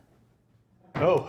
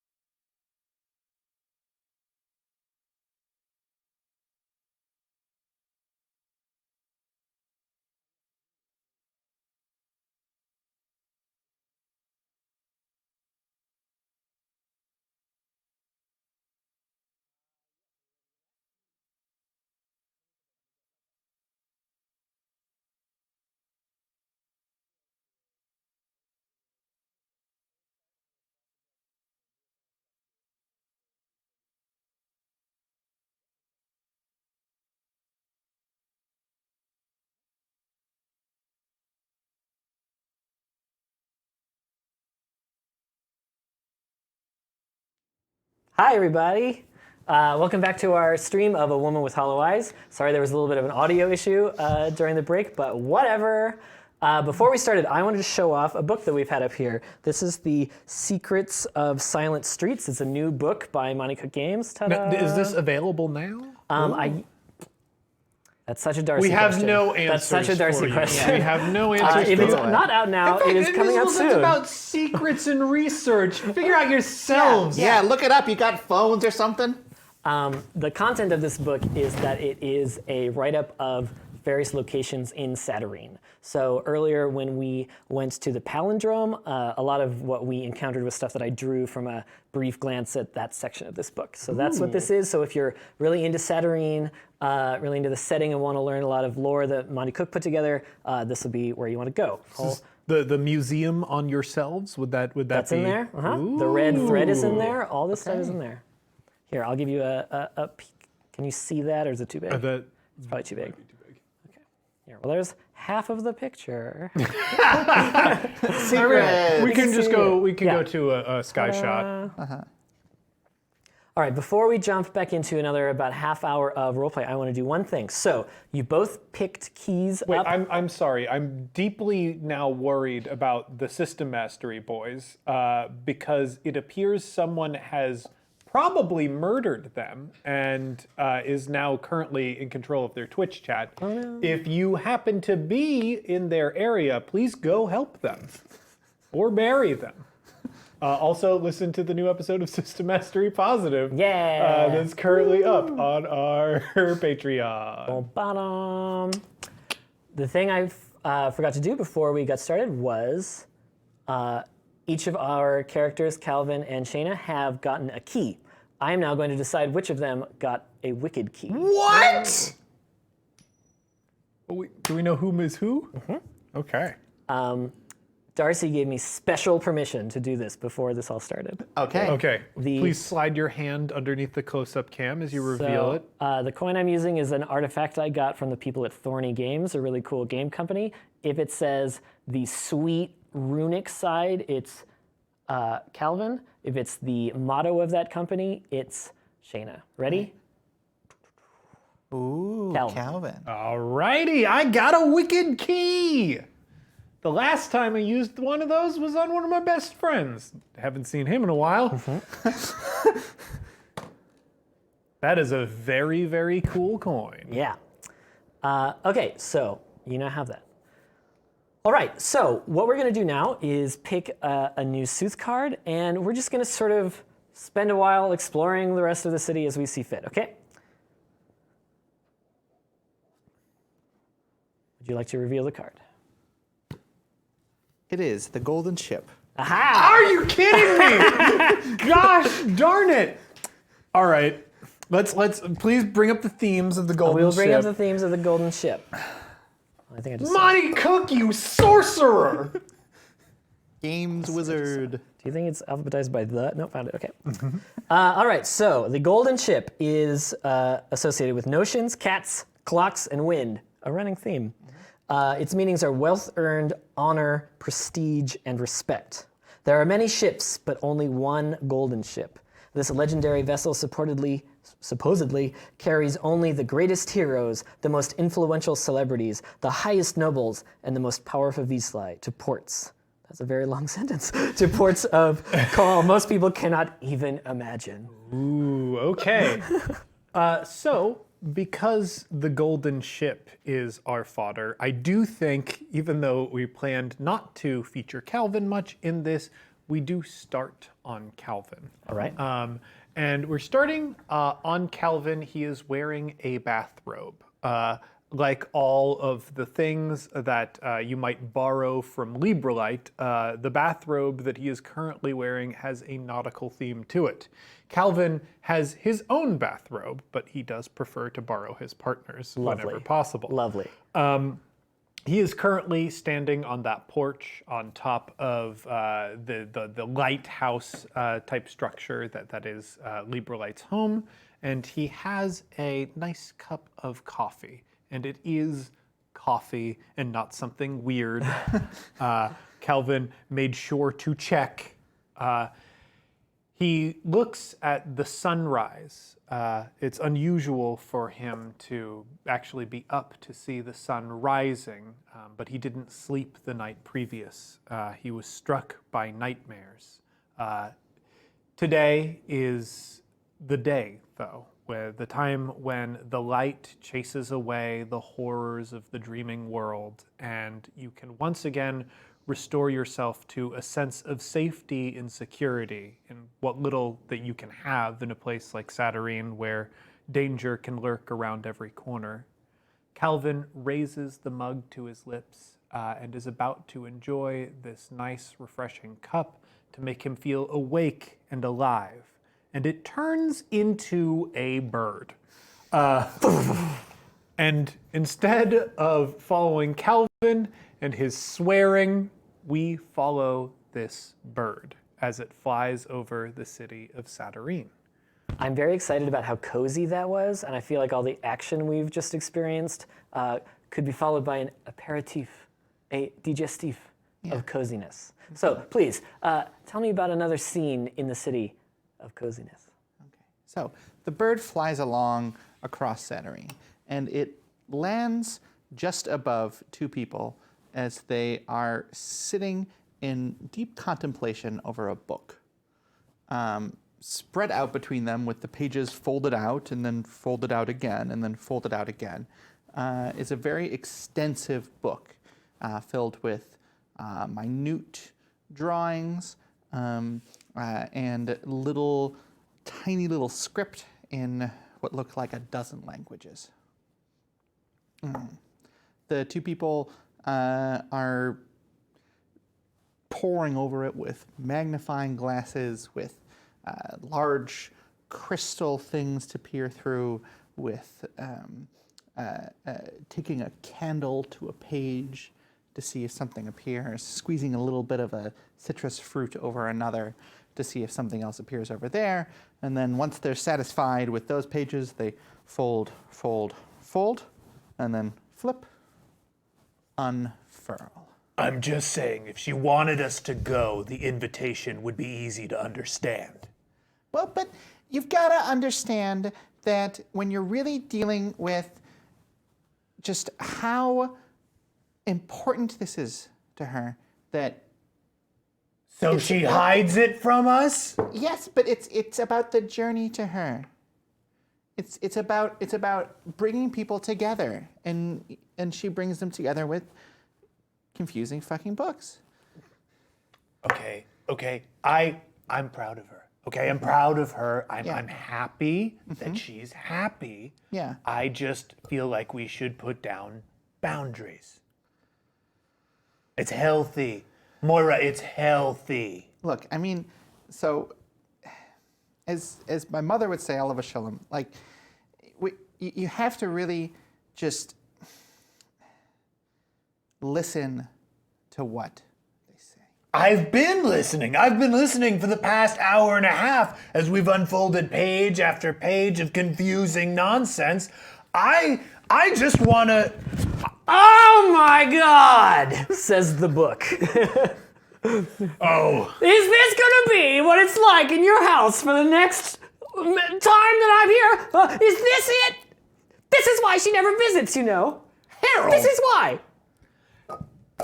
If you think that you're gonna be in our house after we figure out the invitation, you've got another thing coming! You could have just asked! And the bird flies on. The bird swoops down around the city, and it settles on a rock at the edge of Quiet Lake.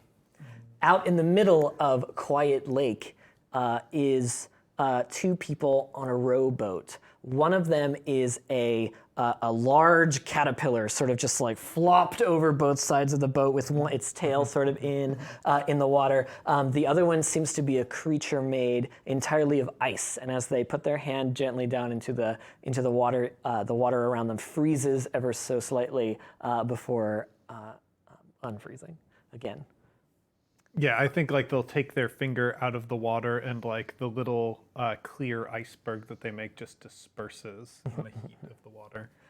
The caterpillar has another book, but as opposed to being elaborate, it's more like a small journal. They're reading poetry to their lover. Though so sweet, I once thought you, my dear, your crystalline skin is no more unknowable to me now than it had been. Oh, it's all rubbish. We can see sweat pouring It's down all his rubbish. face. No, it's wonderful. Though I may lack that which gives a poet creativity, I make up for it in my hope that my words that I read, oh, it's so bad. No. Really? Are you sure? I love it.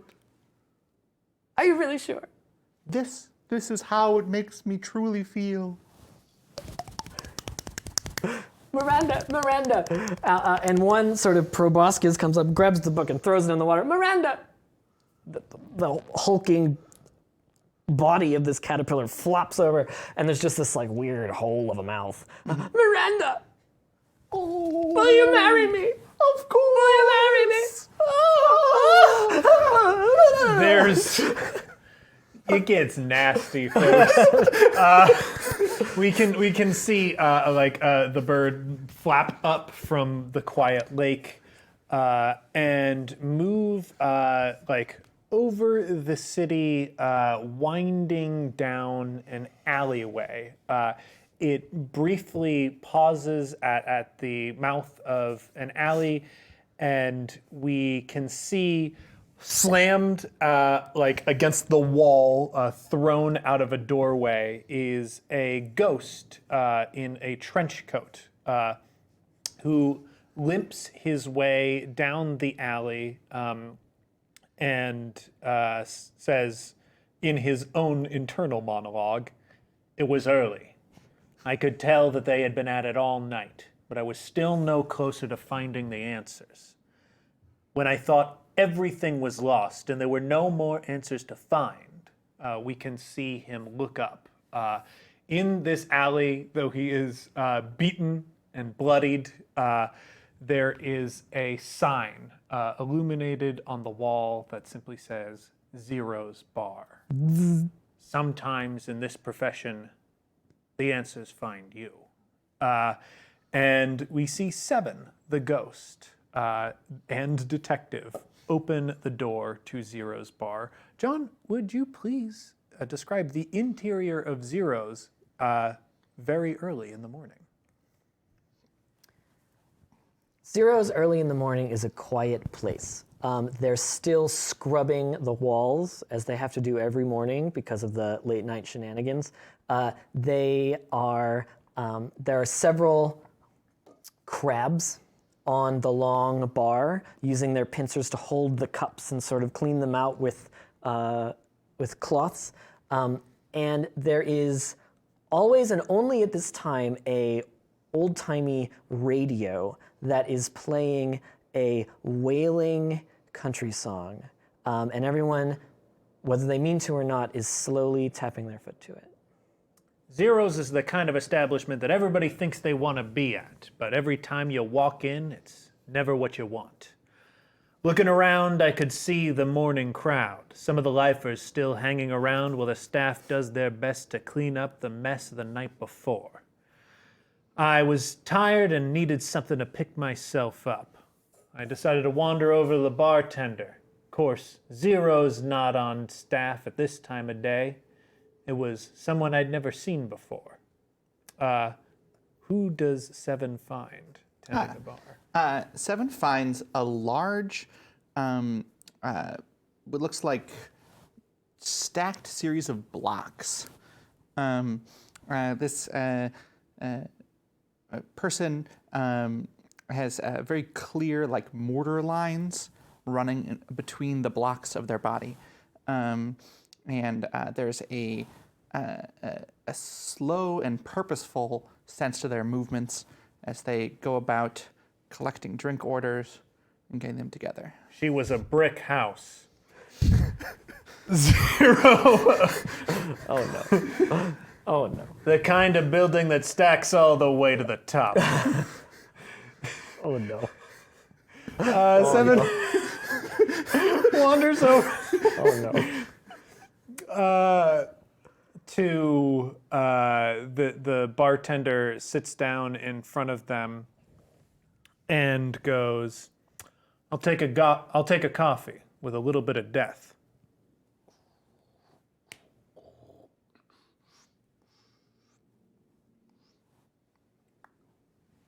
Chunk. I haven't seen you around here much. You new on staff? Yeah. Well, allow me to be one of the first to welcome you to Set Arene's Best Worst Bar. Thank you very much. I know you're on the job, but can I get you anything? Oh, maybe later. You hear down the bar that one of the crabs goes click click click click. Seven reaches into his coat and places a couple orbs on the table and spins them. They spin and slide lazily across the table into this brick person's hand. Thanks. What's your name, if you don't mind my asking? Roberta. Roberta, tell me, I'm looking for something. And I've gone to every god-awful place in this city to find it. But I haven't been able to uncover it. I got sent on the kind of job that I hate. One of those abstract deals. I met some Vance who needed some component to do some ritual or other. Have you ever had a moment of peace? Yeah. Where'd you find it? You find it in between the other moments. And with this, Seven lifts the drink to his lips and takes a sip and suddenly gets struck with the moment. He has it. He's got it. He's been chasing it all night and fighting God knows how many people. I'd love to stay and chat, but I gotta go. Seven zips back out the entrance, opens the door, and of course he is in a different location in Set Arene. Like I said, sometimes you can crawl through this city, moving through the muck and the dirt between every alleyway and street corner, looking for answers. And the answers come to you. And with that, he's in this slow contemplation, and I think the bird flies very near his head, and he flies back as Holy shit!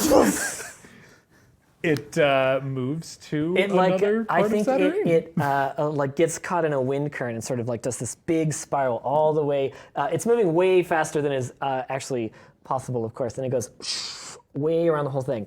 It's going to come to an area at the very edge of Set Arene. And it's you can see that beyond the city, there's an area called the Abstraction. This is a roiling, dark, murky, cloudy realm that no one goes, and people go in and they don't come back. We see that there is a wall, not a big wall, not a defensive wall or anything, but a don't go any further wall made of old stones. And on top of it are 3 children sort of kicking their feet like they're sort of dipping their toes into a stream or a pond, but they're dipping their toes into the abstraction. One kid has looks like a normal sort of human Vislai child, but has an oversized trench coat and a sort of Newsies cap, kind of ajar. He's the second child. The second child is made of fire. And the third child? The third child, I think, is just a pair of glasses. Is it floating in the air at sort of head, or is it on the Glasses ground? and shoes so you can see the kick. Yeah, there's glasses and shoes. There Excellent, we go. excellent. Yeah. Do you think you'll ever go to Vance school? I hope so. I don't know. I gotta get my grades up, I think. Advanced school's for nerds. Well, don't say that. I mean, they got all the best spells. Yeah, and there's all this different stuff. I mean, all those advances, they're really cool. Nah, I want to grow up and be like my brother. Yeah, well, I mean, anybody could be a maker. Not just anybody can be a maker, you Anybody. caboose. Anybody, come on. You just take some stuff that somebody already made magic and you smash it together. There's more to it than that. Says your brother. What does he know? He's a dick. He's not a dick, okay? He's particular. He's a dick. You know, whatever. Maybe I'll be the first maker who's not a dick. Well, Chances not looking good. yeah. I'm gonna say it. But listen. Okay, at least we can agree. I need you all to swear to me. Uh-huh. We're not gonna become goetics. No.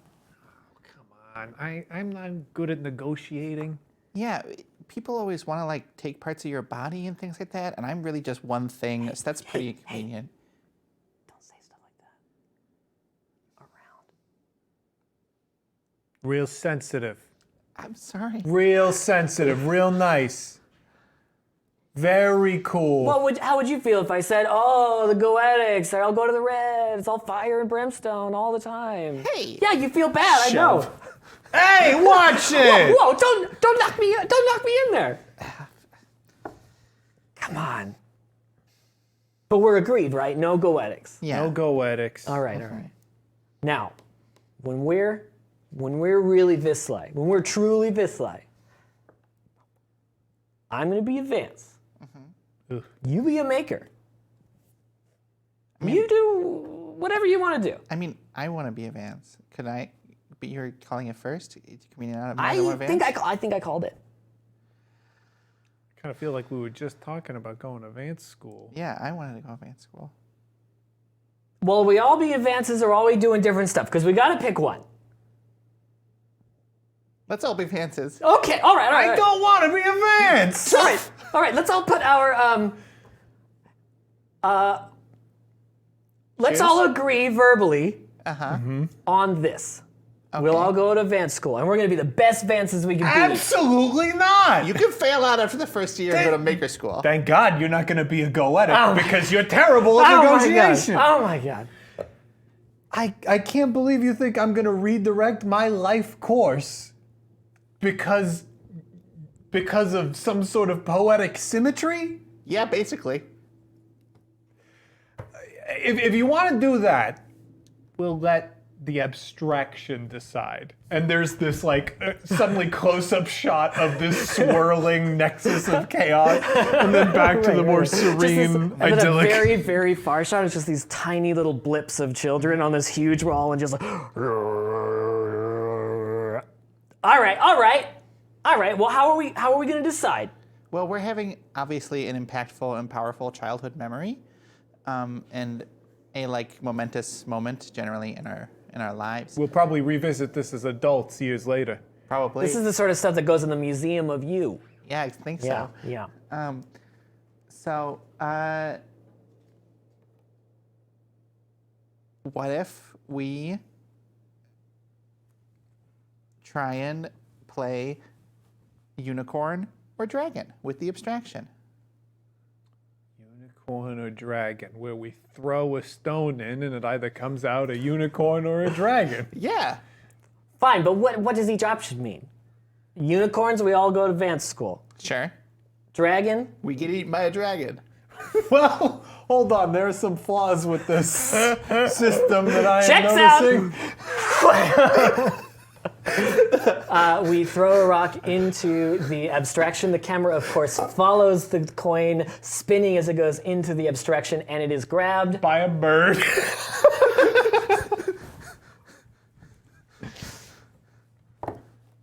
I feel like that's a good stopping point. Yeah. It's grabbed by a bird that flies up very high over the sky of Set Arene. It is now late in the evening. The sun is setting. We can see We can see Calvin is currently sitting across Librelite's desk from him. They are working on an aggregate that Calvin has not yet mastered. They're surrounded by hourglasses, waterfalls, and hands of spinning clocks. And Librelite is in the middle of a meditation. Calvin is not really the meditative sort. And generally the way that most weavers learn the time aggregate is by growing some understanding of the rhythm of the universe and understanding how to manipulate that. And meditation is a good technique for that. Calvin has been trying to sit still for the past hour or so. Librelite's pages are kind of ruffling at a steady rhythm, and Calvin is sort of playing with his finger in the velvet of the pillow that he is sitting on. So, about how long, how many sessions would you say it usually takes to learn time? Because I feel like a lot of the other aggregates that I learned happened fairly quickly. Like I already knew them. You're asking these questions, and Librelite remains motionless, pensive, and unresponsive, deep in meditation. Oh, I see you're meditating. Oh, yes, of course. The great Librelite, always leading by example. It would be oh so deeply unfortunate if somebody were to distract him and pull him out of his meditation. The pages start to get a little like crumply. Calvin gets up off of his pillow and moves down, like draping his arms over Librelite's shoulders, nuzzling into I guess it's still a neck where the book meets Let's the call it a spine of neck. the book. Yeah. Some sort of clavicle adjacent anatomy. Bocacle. Surely, Spine. Yeah. surely a master weaver focusing on time wouldn't get distracted by somebody draping themselves over them. The book closes. It sort of turns. You get the sense that you're being looked at slyly through the corner of your eye. Librelite's hand comes up, points out the window toward the autumn sky and the beautiful leaves that are swirling around. There's a window. Yes, I would like to do that too. I would love to do that, but we're here meditating instead. So I guess we can't. You get the you sense that familiar shrug of, "Oh, Calvin, just give it a moment." Calvin slumps down onto the pillow. And the sound of the many hourglasses rushing together like starts to drown out in the thrum of the room. Calvin feels a bit strange. It feels different sitting down now than it did before. Then the hands of the clocks start to sync up into themselves, and it becomes, instead of a hail of many different ticks, it becomes one loud, overbearing tick. And with the hissing of that sound, that sand, and the ticking of this clock, suddenly Calvin feels something in his chest, a grip of fear, of terror, of the tyrannical clock. He's felt this feeling before. He's felt this feeling before, and he knows that he remembers it. But he remembers it from times that are not in his memory, times that were taken from him by something, by someone. And the spell is shattered as he looks up in this moment of terror to see outside in that window, in front of that autumn sunset, a bird in the bird cage. Bird! He goes to the door immediately and throws it open, and Librelite, who could tell that they were close, sighs.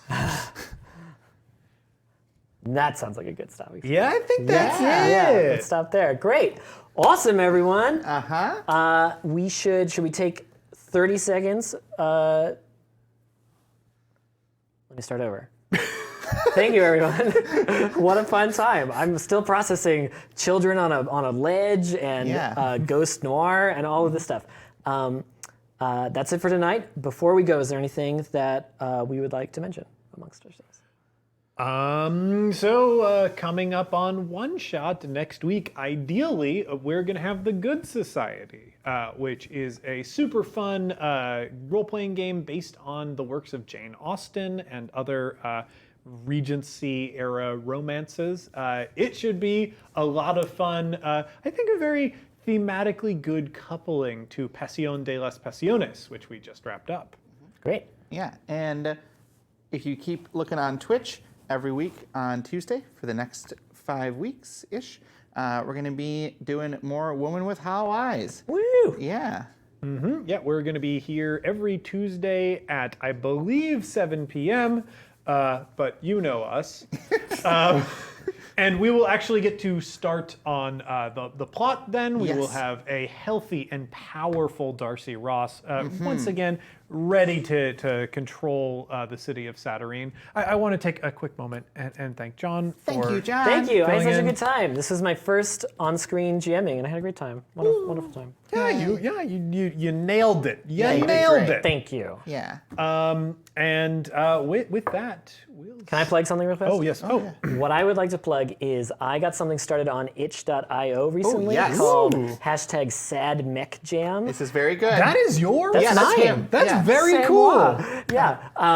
Thank you. Yeah, SadMechJam. Check out the hashtag on Twitter. You can also go to itch.io and look for the emotional mecha jam. It is literally closing within hours, so you probably don't have enough time to whip something up, but I'm going to try and finish something when I get home, so maybe you can too. Yeah, maybe I'll submit a second game. I don't know. Anyway, a bunch of people are moving on to itch.io as a place to put their physical games, their tabletop games, their LARPs and all that stuff. I encourage you to check out that whole platform, and of course check out Sad Mech Jam. It is a jam of people making games that reference the Mobile Suit, Gundam, mecha genre of anime mostly, but with a specifically emotional, emotive, sad or happy twist. So check it out. Decentralizing combat. There are over 130 entries now, which is Wow. orders of magnitude more than I was anticipating at the beginning of it. So check it out.